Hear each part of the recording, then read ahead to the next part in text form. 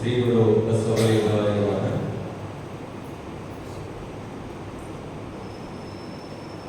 ನಾವೆಲ್ಲರೂ ಪ್ರಾರಂಭದಲ್ಲಿ ಸಾಮೂಹಿಕ ಬಸವನಾಮ ಸ್ಮರಣೆಯಲ್ಲಿ ಭಾಗಿಗಳಾಗೋಣ. ಎಲ್ಲರೂ ನೇರವಾಗಿ ಕುಳಿತುಕೊಳ್ಳಿ. ನಿಮ್ಮ ಬ್ಯಾಕ್ ಬೋನ್ ಸ್ಟ್ರೈಟ್ ಆಗಿರಲಿ. ಕುರ್ಚಿಗೆ ಬರೀ ಕೂತ್ಕೋಬೇಡ್ರಿ, ನೇರವಾಗಿ ಕೂತ್ಕೊಳ್ಳಿ. ಕಣ್ಣುಗಳನ್ನ ಮುಚ್ಚಿ ಪ್ರಾರ್ಥನೆ ಮುಗಿಯುವವರೆಗೂ ಕಣ್ಣುಗಳನ್ನು ತೆರೆಯಬೇಡಿ. ಹೇಳಿಕೊಟ್ಟ ಹಾಗೆ ಭಕ್ತಿಯಿಂದ ಗಟ್ಟಿಯಾಗಿ ಹೇಳಿ.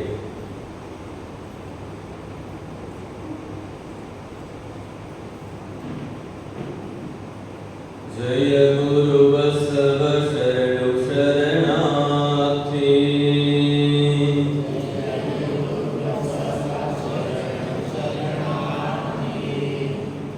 ಜಯ ಗುರು ಬಸವ ಶರಣು ಶರಣಾರ್ಥಿ.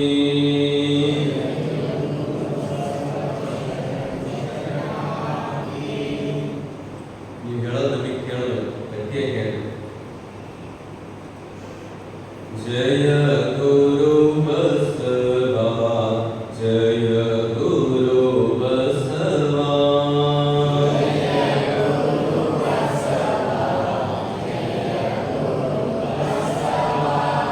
ಜಯ ಗುರು ಬಸವ, ಜಯ ಗುರು ಬಸವ.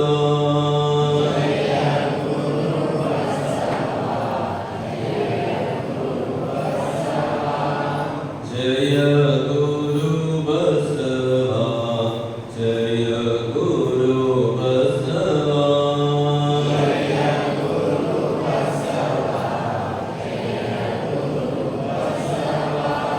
ಶ್ರೀ ಗುರು ಬಸವ ಲಿಂಗಾಯ ನಮಃ.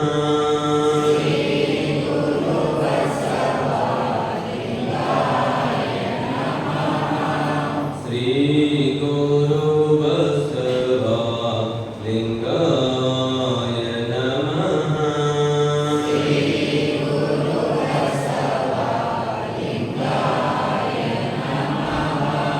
ಶ್ರೀ ಗುರು ಬಸವ ಲಿಂಗಾಯ ನಮಃ.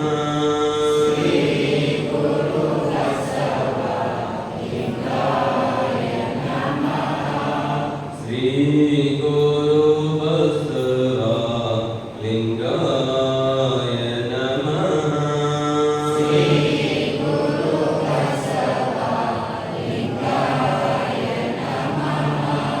ಶಿವನೇ ಬಸವ, ಬಸವ ಶಿವನೇ. ಶಿವನೇ ಬಸವ, ಬಸವ ಶಿವನೇ.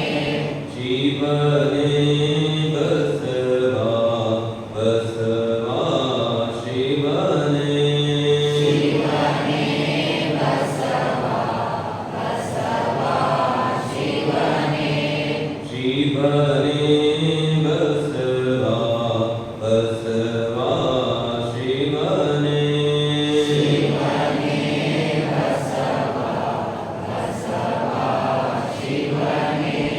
ಶಿವನೇ ಬಸವ,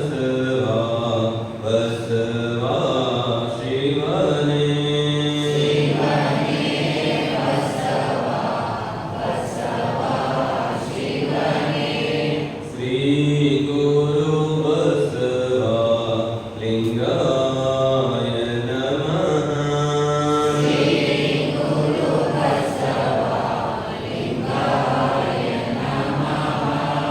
ಶ್ರೀ ಗುರು ಬಸವ ಲಿಂಗಾಯ ನಮಃ.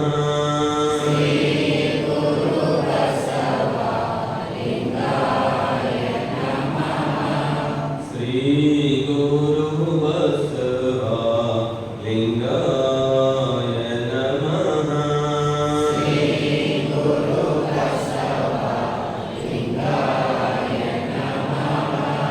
ಜಯ ಜಯ ಗುರು ಬಸವ ಜಯ ಗುರು ಬಸವ ಜಯ ಗುರು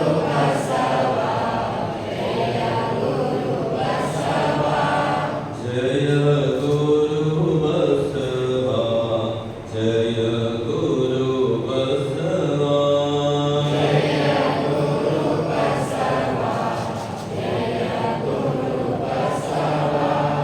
ಜಯ ಗುರು ಬಸವ ಜಯ ಗುರು ಬಸವ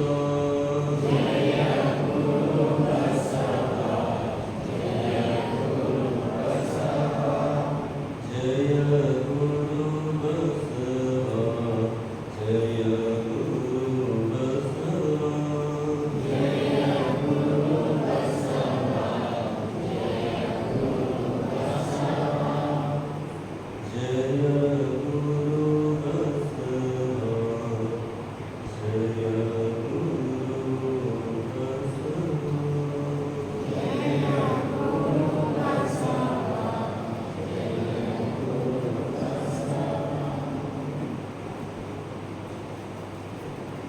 ಈಗ ಓಂಕಾರನಾದ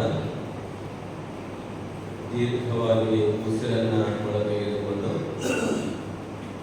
ಸಾವಕಾಶವಾಗಿ ಉಸಿರನ್ನ ಬಿಡುತ್ತಾ ಓಂಕಾರವನ್ನು ಹೇಳಿಕೊಟ್ಟ ಹಾಗೆ ಎಲ್ಲರೂ ಹೇಳಿ.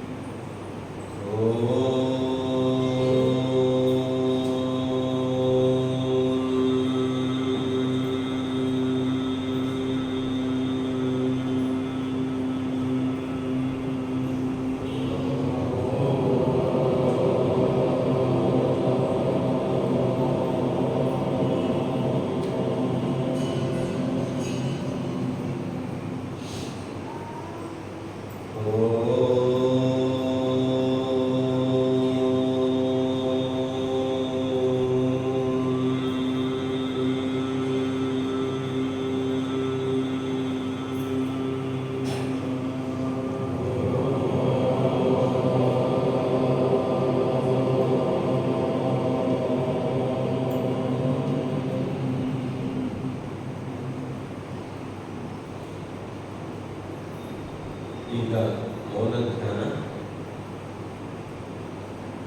ಮನಸ್ಸಿನಲ್ಲಿ ಓಂ ನಮಃ ಶಿವಾಯ ಮಂತ್ರವನ್ನು ಧ್ಯಾನಿಸಿ.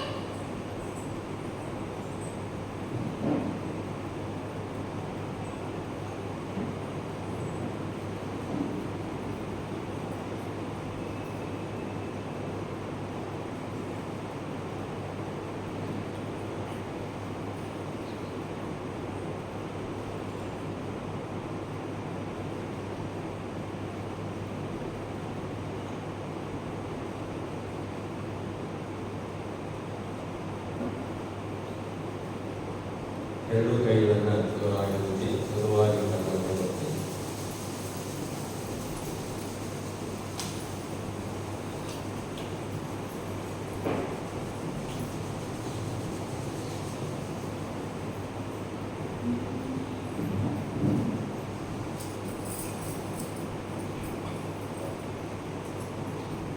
ಸಾವಕಾಶವಾಗಿ ಕಣ್ಣುಗಳನ್ನು ತೆರೆಯಿರಿ.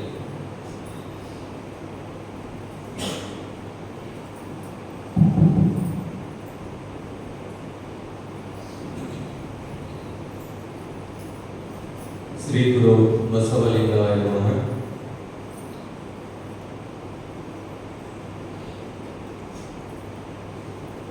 ಕಲ್ಲನಾಗರ ಕಂಡರೆ ಹಾಲನೆರೆಯುವರೆಯ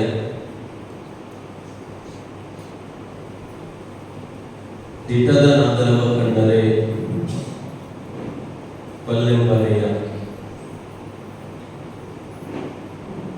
ಉಂಬ ಜಂಗಮ ಬಂದರೆ ಮುಂದೆ ನಡೆಯಂಬರೆಯ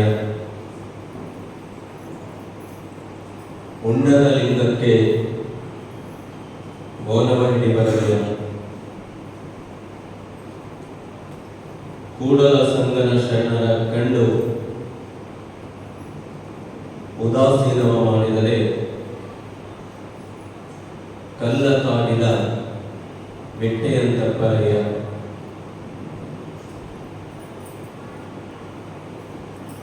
ಸದಾಕಾಲ ಸ್ಮರಣೀಯರಾದ ಸಕಲ ಜೀವರಾಶಿಗೆ ಲೇಸನ್ನ ಬಯಸಿದ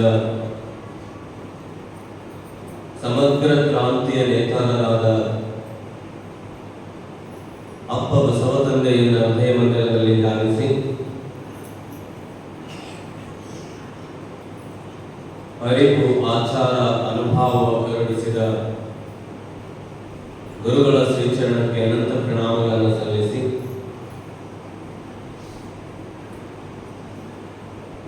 ವಚನ ಸಂಶೋಧಕ ಪಿತಾಮಹ ಡಾಕ್ಟರ್ ಪಗು ಹೊಳಕಟ್ಟಿಯವರನ್ನು ಈ ಪುಣ್ಯ ಸಂದರ್ಭದಲ್ಲಿ ಸ್ಮರಣೆ ಮಾಡಿ ಜಹೀರಾಬಾದ್ ಲಿಂಗಾಯತ ಸಮಾಜದ ಈ ಬಸವೇಶ್ವರ ಮಹಾಮಂಟಪದಲ್ಲಿ ಶ್ರಾವಣ ಮಾಸದ ಸತ್ಸಂಗದಲ್ಲಿ ಭಾಗಿಗಳಾಗಿರುವ ಎಲ್ಲ ಹಿರಿಯರಲ್ಲಿ, ತಾಯಂದಿರಲ್ಲಿ ಮತ್ತು ಮಕ್ಕಳಲ್ಲಿ ನಿಮ್ಮೆಲ್ಲರ ಹೃದಯ ಕಮಲದಲ್ಲಿರುವ ಬಸವ ಚೇತನಕ್ಕೆ ಅನಂತ ಶರಣಾರ್ಥಿ.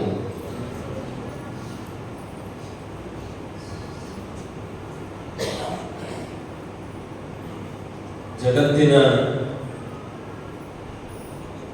ಪಾಶ್ಚಿಮಾತ್ಯ ಚಿಂತಕ ಆರ್ಥರ್ ಮೈಲ್ಸ್ ಅನ್ನುವಂಥವರು ವಿಶ್ವಗುರು ಬಸವಣ್ಣನವರನ್ನ ಕುರಿತು ಬಹಳ ಅಭಿಮಾನದಿಂದ ಹೆಮ್ಮೆಯಿಂದ ಒಂದು ಮಾತನ್ನು ಹೇಳ್ತಾರೆ.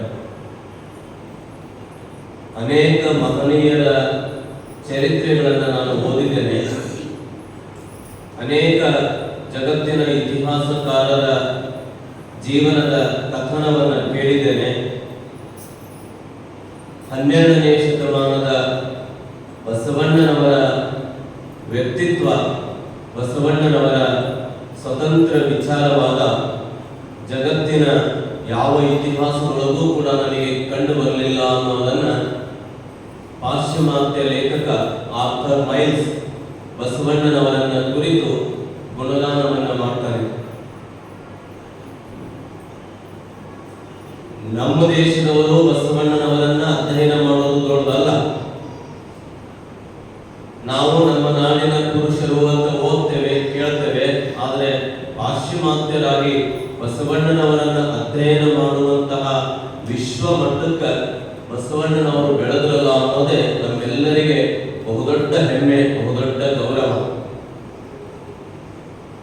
ಅಂತಹ ಬಸವಣ್ಣನವರ ಕಲ್ಯಾಣ ಅದು ನಿಜಕ್ಕೂ ಕೂಡ ಕಲ್ಯಾಣನೇ. ಕಲ್ಯಾಣ ಹೆಂಗಾಯಿತು ಅಂತಂದ್ರೆ ಬಸವಣ್ಣನವರು ಜ್ಯೋತಿ ಮುಟ್ಟಿ ಜ್ಯೋತಿ ಸ್ವರೂಪರಾಗುವಂತಹ ವಾತಾವರಣವನ್ನ ಕಲ್ಯಾಣದೊಳಗೆ ನಿರ್ಮಾಣ ಮಾಡಿದರು. ಹೊರಗೂ ಕಲ್ಯಾಣ, ಒಳಗೂ ಕಲ್ಯಾಣ. ಅಕ್ಕ ಬಹಳ ಚಂದ ಹೇಳ್ತಾಳೆ, ವೈರಾಗ್ಯ ನಿಧಿ ಮಹಾದೇವಿ ಅಕ್ಕ. ಕಲ್ಯಾಣ ಹೆಂಗಿತ್ತು ಅಂದ್ರೆ ಆಸೆ ಆಮಿಷ ಅಳಿದವಂಗಲ್ಲದೆ ಕಲ್ಯಾಣದತ್ತ ಅಡಿಯಿಡಬಾರದು. ಕಲ್ಯಾಣಕ್ಕೆ ಎಂತವ್ರು ಹೋಗ್ಬೇಕು, ಯಾರು ಹೋಗ್ಬೇಕು ಅನ್ಲಿಕ್ಕೆ ಅಕ್ಕ ಹೇಳ್ತಾಳೆ, ಒಳಗೂ ಹೊರಗೂ ಶುದ್ಧವಾದಲ್ಲದೆ ಕಲ್ಯಾಣದತ್ತ ಅಡಿಯಿಡಬಾರದು. ಅಂದ್ರೆ ಮನುಷ್ಯನ ಎರಡು ಮುಖ, ಒಂದು ಬಾಹ್ಯ ಮತ್ತೊಂದು ಆಂತರಿಕ, ಎರಡೂ ಮುಖಗಳು ಶುದ್ಧಿಯಾಗಿ ಅಲ್ಲಿ ಕಾಲಿಡಬೇಕು ಅಂತ ಅಕ್ಕ ಹೇಳೋದು. ಯಾಕೆ?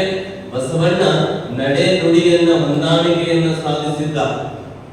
ಆಂತರಂಗ ಬಾಹ್ಯರಂಗ ಎರಡನ್ನೂ ಪರಿಶುದ್ಧವಾಗಿಟ್ಟುಕೊಂಡ ಬಸವಣ್ಣನನ್ನ ಕುರಿತು ಅಕ್ಕ ಬಹಳ ಚಂದ ಹೇಳ್ತಾಳೆ, ತನುಶುದ್ಧ ಮನಶುದ್ಧ ಭಾವಶುದ್ಧವಾದವನ ಎನಗೊಮ್ಮೆ ತೋರ. ನನಗೆ ಯಾರನ್ನ ತೋರು ಅಂದ್ರೆ ತನು ಮನ ಭಾವ ಇವು ಮೂರು ಶುದ್ಧ ಆಗಬೇಕು. ತನು ಶುದ್ಧ ಆಗಲಿಕ್ಕೆ ನಾವೆಲ್ಲ ಸ್ನಾನ ಮಾಡ್ತೇವೆ, ಸ್ನಾನದ ಮೂಲಕ ತನುವನ್ನ ಶುದ್ಧಿ ಮಾಡ್ಕೊಳ್ತೇವೆ. ಹಾಗಾದ್ರೆ ಮನಸ್ಸನ್ನ ಭಾವವನ್ನ ಶುದ್ಧಿ ಮಾಡಿಕೊಳ್ಳುವ ವಿಧಾನ ಕೊಡ್ತಾರೆ ಶರಣರು. ಮನಸ್ಸನ್ನ ಶುದ್ಧಿ ಮಾಡಿಕೊಳ್ಳಿಕ್ಕೆ ಕರಸ್ಥಲಕ್ಕೆ ಇಷ್ಟಲಿಂಗವನ್ನ ಕರುಣಿಸ್ತಾರೆ. ಭಾವವನ್ನ ಶುದ್ಧಿ ಮಾಡಿಕೊಳ್ಳಿಕ್ಕೆ ಶಿವಾನುಭವವನ್ನ ವಚನಾನುಭವವನ್ನ ಶರಣರು ನಮಗೆ ಕೊಟ್ಟು ಹೋಗ್ತಾರೆ. ಆ ಕಲ್ಯಾಣ ಪಟ್ಟಣದೊಳಗ ಬಸವಣ್ಣ ಈ ನಡೆನುಡಿಯ ಸಿದ್ಧಾಂತವನ್ನ ಅಂತರಂಗ ಬಹಿರಂಗ ಪರಿಪೂರ್ಣತೆಯನ್ನು ಸಾಧಿಸಿರುವಂತಹ ಮಹಾ ವ್ಯಕ್ತಿತ್ವದ ಮೇರು ಪರ್ವತ ಬಸವಣ್ಣನವರು.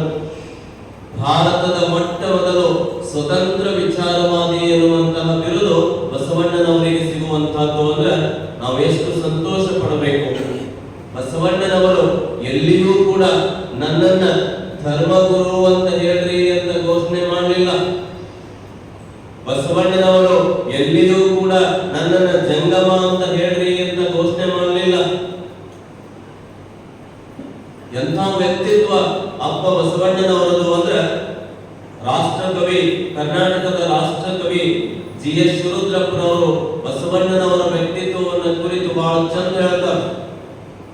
ಇರಬಹುದು ನಿನಗಿಂತ ದೊಡ್ಡವರು, ಇರಬಹುದು ನಿನಗಿಂತ ದೊಡ್ಡವರು, ಅನುಭವದಲ್ಲಿ ಮೇಲೇರಿದವರು, ಆದರೆ ಇರಲಾರದೆಂದೇ ತೋರುತ್ತಿದೆ ನಿನ್ನಂತೆ ನಡೆ ನುಡಿಗಳನ್ನು ಒಂದಾಗಿ ಚೆಂದಾಗಿ ಬದುಕು ಸಾಗಿಸಿದವರು. ಇರಬಹುದು ನಿನಗಿಂತ ಅಧಿಕಾರ ಆಸ್ತಿಯಲ್ಲಿ ದೊಡ್ಡವರು, ಆದರೆ ಇರಲಾರದೆಂದೇ ತೋರುತ್ತಿದೆ ನಿನ್ನಂತೆ ಕಿಂಕರತ್ವ ಶಂಕರತ್ವ ಸಾಧಿಸಿದವರು. ಬಸವಣ್ಣನವರು ಯಾಕೆ ದೊಡ್ಡವರಾಗ್ತಾರೆ ಅಂದ್ರೆ ಮಾತು ಕೃತಿ ಎರಡೂ ಒಂದಾಗಬೇಕು. ಮನುಷ್ಯನಿಗೆ ಯೋಗ್ಯತೆ ಬರೋದು, ಕಿಮ್ಮತ್ ಹೆಚ್ಚಾಗೋದು ಯಾವಾಗ? ಮಾತು ಕೃತಿ ಒಂದಿತ್ತು ಅಂದ್ರೆ, ಅದು ಭಿನ್ನ ಆಯ್ತು ಅಂದ್ರೆ ಕಿಮ್ಮತ್ ಕಡಿಮೆ ಆಗುವಂತಹದ್ದು. ಅಂತಹ ದೃಷ್ಟಿಕೋನದೊಳಗ ಇವತ್ತು ಆ ಮಹಾಗುರು ನಮ್ಮ ಲಿಂಗಾಯತ ಧರ್ಮ ಸಂಸ್ಥಾಪಕರು, ಲಿಂಗಾಯತ ಧರ್ಮಗುರು, ಇಷ್ಟಲಿಂಗ ಜನಕ ಬಸವಣ್ಣನವರ ಒಂದು ವಚನವನ್ನ ಕುರಿತು ನಾವೆಲ್ಲರೂ ಕೂಡ ಚಿಂತನ ಮಂಥನ ಮಾಡುವಂತಹ ಒಂದು ಅವಕಾಶ ನಿನ್ನೆ ದಿವಸ ನಾವು ನಿಮಗೆಲ್ಲ ಹೇಳಿದ್ವಿ. ಏನು? ಬಸವಣ್ಣನವರನ್ನ ಮೊಟ್ಟ ಮೊದಲ ವಿಚಾರವಾದಿ ಅಂತ ಕರೀತಾರೆ. ಹಾಗಾದ್ರೆ ವಿಚಾರವಾದಿ ಅಂತ ಕರಿಬೇಕಾದ್ರೆ ಏನು ಸೂತ್ರಗಳನ್ನ ಅಪ್ಪ ಬಸವಣ್ಣನವರು ನಮಗೆ ಕೊಟ್ಟರು ಅನ್ನೋದು ಬಹಳ ಮುಖ್ಯ ಆಗುತ್ತಲ್ಲ. ಯಾಕೆ ವಿಚಾರವಾದಿ ಅಂತ ಕರೆದ್ರು ಬಸವಣ್ಣನವರನ್ನ? ಅದು ಬಹಳ ಮುಖ್ಯ ಆಗುವಂತದ್ದು. ನೋಡ್ಬೇಕು, ಜಗತ್ತಿನ ಅನೇಕ ಮಹಾಪುರುಷರು ಒಂದೊಂದು ಕ್ಷೇತ್ರದೊಳಗೆ ಒಂದೊಂದು ಹೆಸರನ್ನ ಮಾಡಿದ್ರು. ಆದರೆ ಇತಿಹಾಸಕಾರರು ಬಸವಣ್ಣನವರನ್ನ ಕುರಿತು ಸಮಗ್ರ ಪುರುಷ ಅಂತ ಕರೀಬೇಕಾದ್ರೆ ವ್ಯಕ್ತಿತ್ವ ಎಷ್ಟು ದೊಡ್ಡದಿರಬೇಕು. ಅಂತಹ ಬಸವಣ್ಣನವರು ಸರಳವಾಗಿರುವಂತಹ ವಚನಗಳನ್ನು ನಮಗೆ ಕೊಡ್ತಾರೆ. ಬಹಳ ಸುಂದರ ಮಾತುಗಳನ್ನು ಹೇಳ್ತಾರೆ. ನೀವೆಲ್ಲ ತಾಯಂದಿರು ಹೊಸ ಸೀರೆ ಉಟ್ಕೊಂಡು ಬಂದಿರಿ, ಇವತ್ತು ಪಂಚಮಿ ಹಬ್ಬ ಮಾಡಿರಿ ಅಂತ ಅನಿಸ್ತದೆ, ಗೊತ್ತಾಗುತ್ತೆ.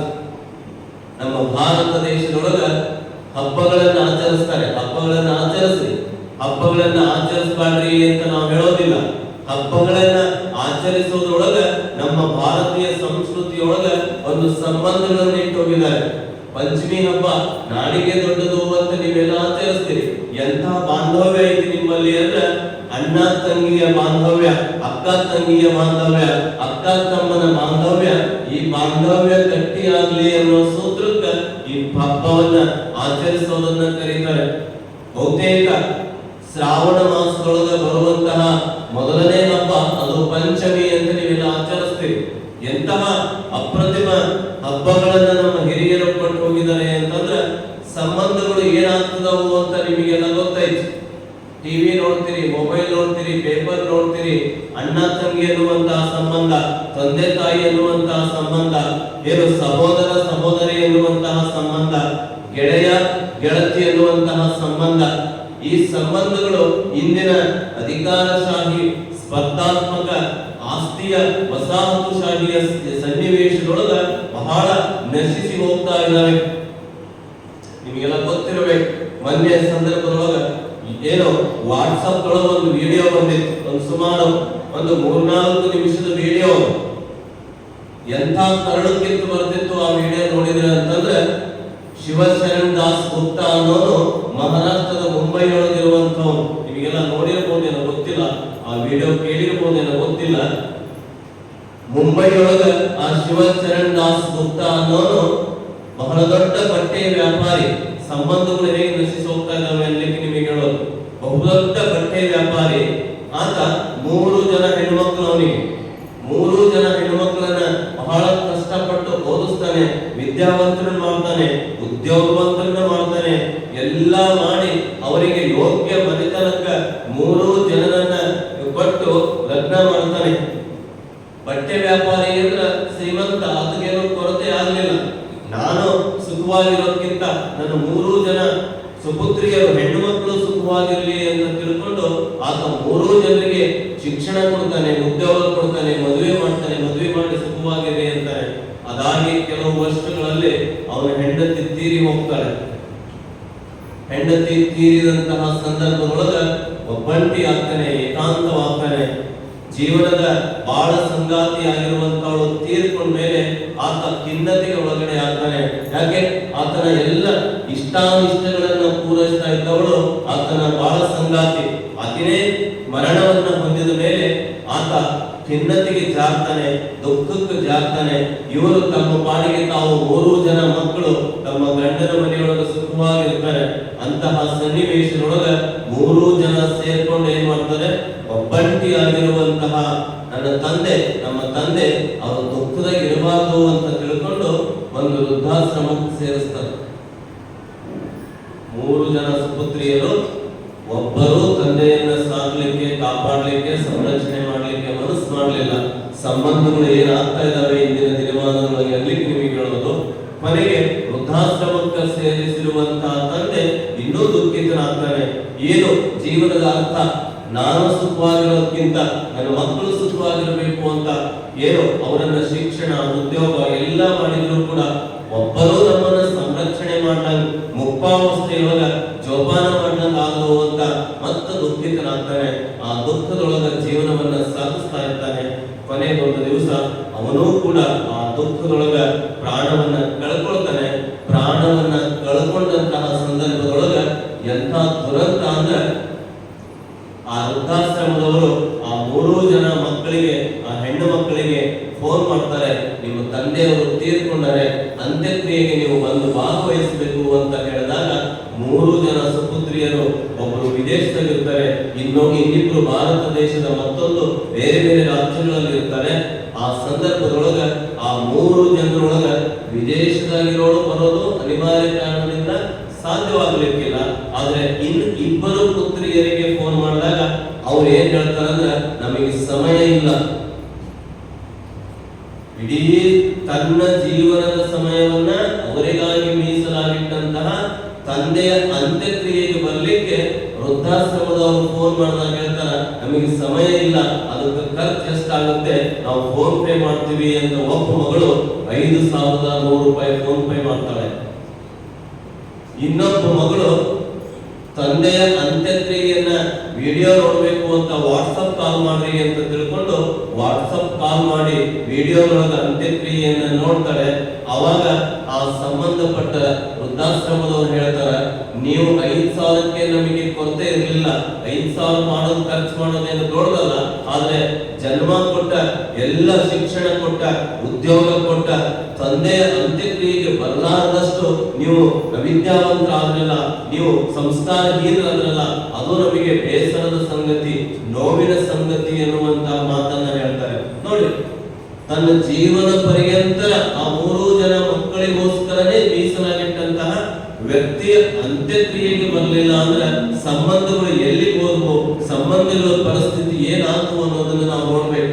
ಇವತ್ತಿನ ಈ ದಿನಮಾನದ ಸಂದರ್ಭದೊಳಗ ನಾವು ಏನು ಪಂಚಮಿಯ ಈ ಸಂದರ್ಭದೊಳಗ ನೀವೆಲ್ಲ ಅಣ್ಣ ತಮ್ಮ, ಅಕ್ಕ ತಂಗಿ, ಈ ಕೌಟುಂಬಿಕ ಬಾಂಧವ್ಯ ಐತಲ್ಲ, ತಾಯಿ ಮಗಳು, ತಾಯಿ ತಂದೆ, ಅಣ್ಣ ತಮ್ಮ, ಈ ಸಂಬಂಧಗಳು ಇಂದಿನ ಹಣ ಇದ್ರ ಏನೂ ಬೇಡ ಅನ್ನುವಂತಹ ಸನ್ನಿವೇಶ, ಆಸ್ತಿ ಇದ್ರ ಯಾರೂ ಬೇಡ ಅನ್ನುವಂತಹ ಸನ್ನಿವೇಶ, ಮನೆ ಇದ್ರ ನನಗೇನೂ ಬೇಡ ಅನ್ನುವಂತಹ ಸನ್ನಿವೇಶದೊಳಗ ಅಂದ್ರೆ ಮಾನವೀಯ ಮೌಲ್ಯಗಳು, ಪ್ರೀತಿ, ಕರುಣೆ, ವಿಶ್ವಾಸ, ಸ್ನೇಹ, ಈ ಸಂಬಂಧಗಳು ಏನು ತಮ್ಮ ಅರ್ಥವನ್ನ ಕಳ್ಕೊಳ್ಳುವಂತಹ ದಿನಮಾನದೊಳಗ ನೀವೆಲ್ಲ ಹಬ್ಬವನ್ನ, ಪಂಚಮಿ ಹಬ್ಬವನ್ನ ಆಚರಿಸುವುದರೊಳಗೂ ಕೂಡ ಈ ಸಂಬಂಧದ ಗಟ್ಟಿತನವನ್ನ ಉಳಿಸ್ಕೊಂಡು ಹೋಗ್ತಿರಲ್ಲ, ಅದೇ ನಮ್ಮ ಸಂತೋಷ, ಅದೇ ನಮ್ಮ ಹೆಮ್ಮೆ.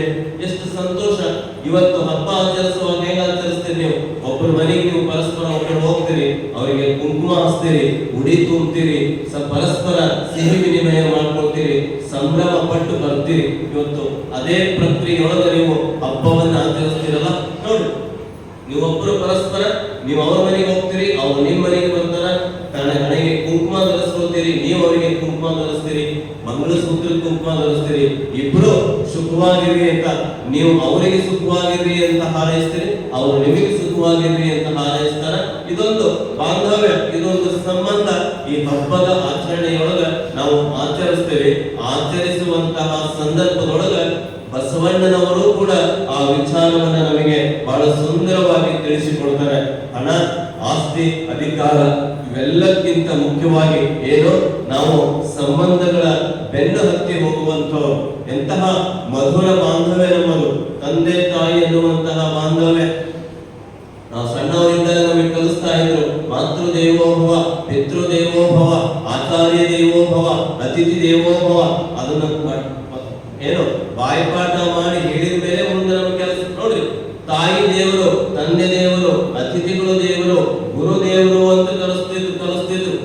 ದೇವರನ್ನ ಜಗತ್ತಿನೊಳಗ ಇದುವರೆಗೂ ಯಾರು ನೋಡಿಲ್ಲ, ಅದರ ನಿಜವಾದ ದೇವರು ಯಾರು ಅಂದ್ರೆ ಕಲಿಸ್ತಾ ಇದ್ರು. ಗುರುನೇ ದೇವರು, ತಾಯಿನೇ ದೇವರು, ತಂದೆನೇ ದೇವರು, ಮನೆಗೆ ಬಂದ ಅತಿಥಿಗಳೇ ದೇವರು ಅನ್ನುವಂತಹ ಸಂಬಂಧವನ್ನ ನಮ್ಮ ಹಿರಿಯರು ಕಲಿಸಿಕೊಟ್ಟು ಹೋದ್ರು. ನೀವೆಲ್ಲ ನಿಮ್ಮ ಮನೆಗೆ ಅತಿಥಿಗಳು, ಸ್ನೇಹಿತರು, ಯಾರಾದ್ರೂ ಸಂಬಂಧಿಕರು ಬಂದ್ರೆ ಏನ್ ಮಾಡ್ತೀರಿ? ಒಂದು ಕಪ್ ಚಾ ಕೊಡ್ತೀರಿ, ಒಂದು ಕಪ್ ಕಾಫಿ ಕೊಡ್ತೀರಿ. ಅದಕ್ಕೇನು 1 ಲಕ್ಷ ರೂಪಾಯಿ ಕಿಮ್ಮತ್ ಇರೋದಿಲ್ಲ. ಒಂದು ಕಪ್ ಟೀಗೆ, ಒಂದು ಕಪ್ ಕಾಫಿಗೆ ಕಿಮ್ಮತ್ ಎಷ್ಟು ಅಂದ್ರೆ ಒಂದು 5-10 ರೂಪಾಯಿ. ಆದ್ರೆ ಅದಕ್ಕಿಂತ ದೊಡ್ಡ ಅಂತಃಕರಣ ಏನು ಅಂದ್ರೆ ಆ ಕಾಫಿ ಕೊಡೋದ್ರೊಳಗ, ಚಾ ಕೊಡೋದ್ರೊಳಗ ನಿಮ್ಮ ಪ್ರೀತಿಯನ್ನ, ಅಂತಃಕರಣವನ್ನ, ದಾರೆಯನ್ನು ಕೊಡ್ತಿರಲ್ಲ, ಆ ಸಂಬಂಧದ ಗಟ್ಟಿತನವನ್ನ ಅದು ತೋರಿಸುವಂತಹದ್ದು.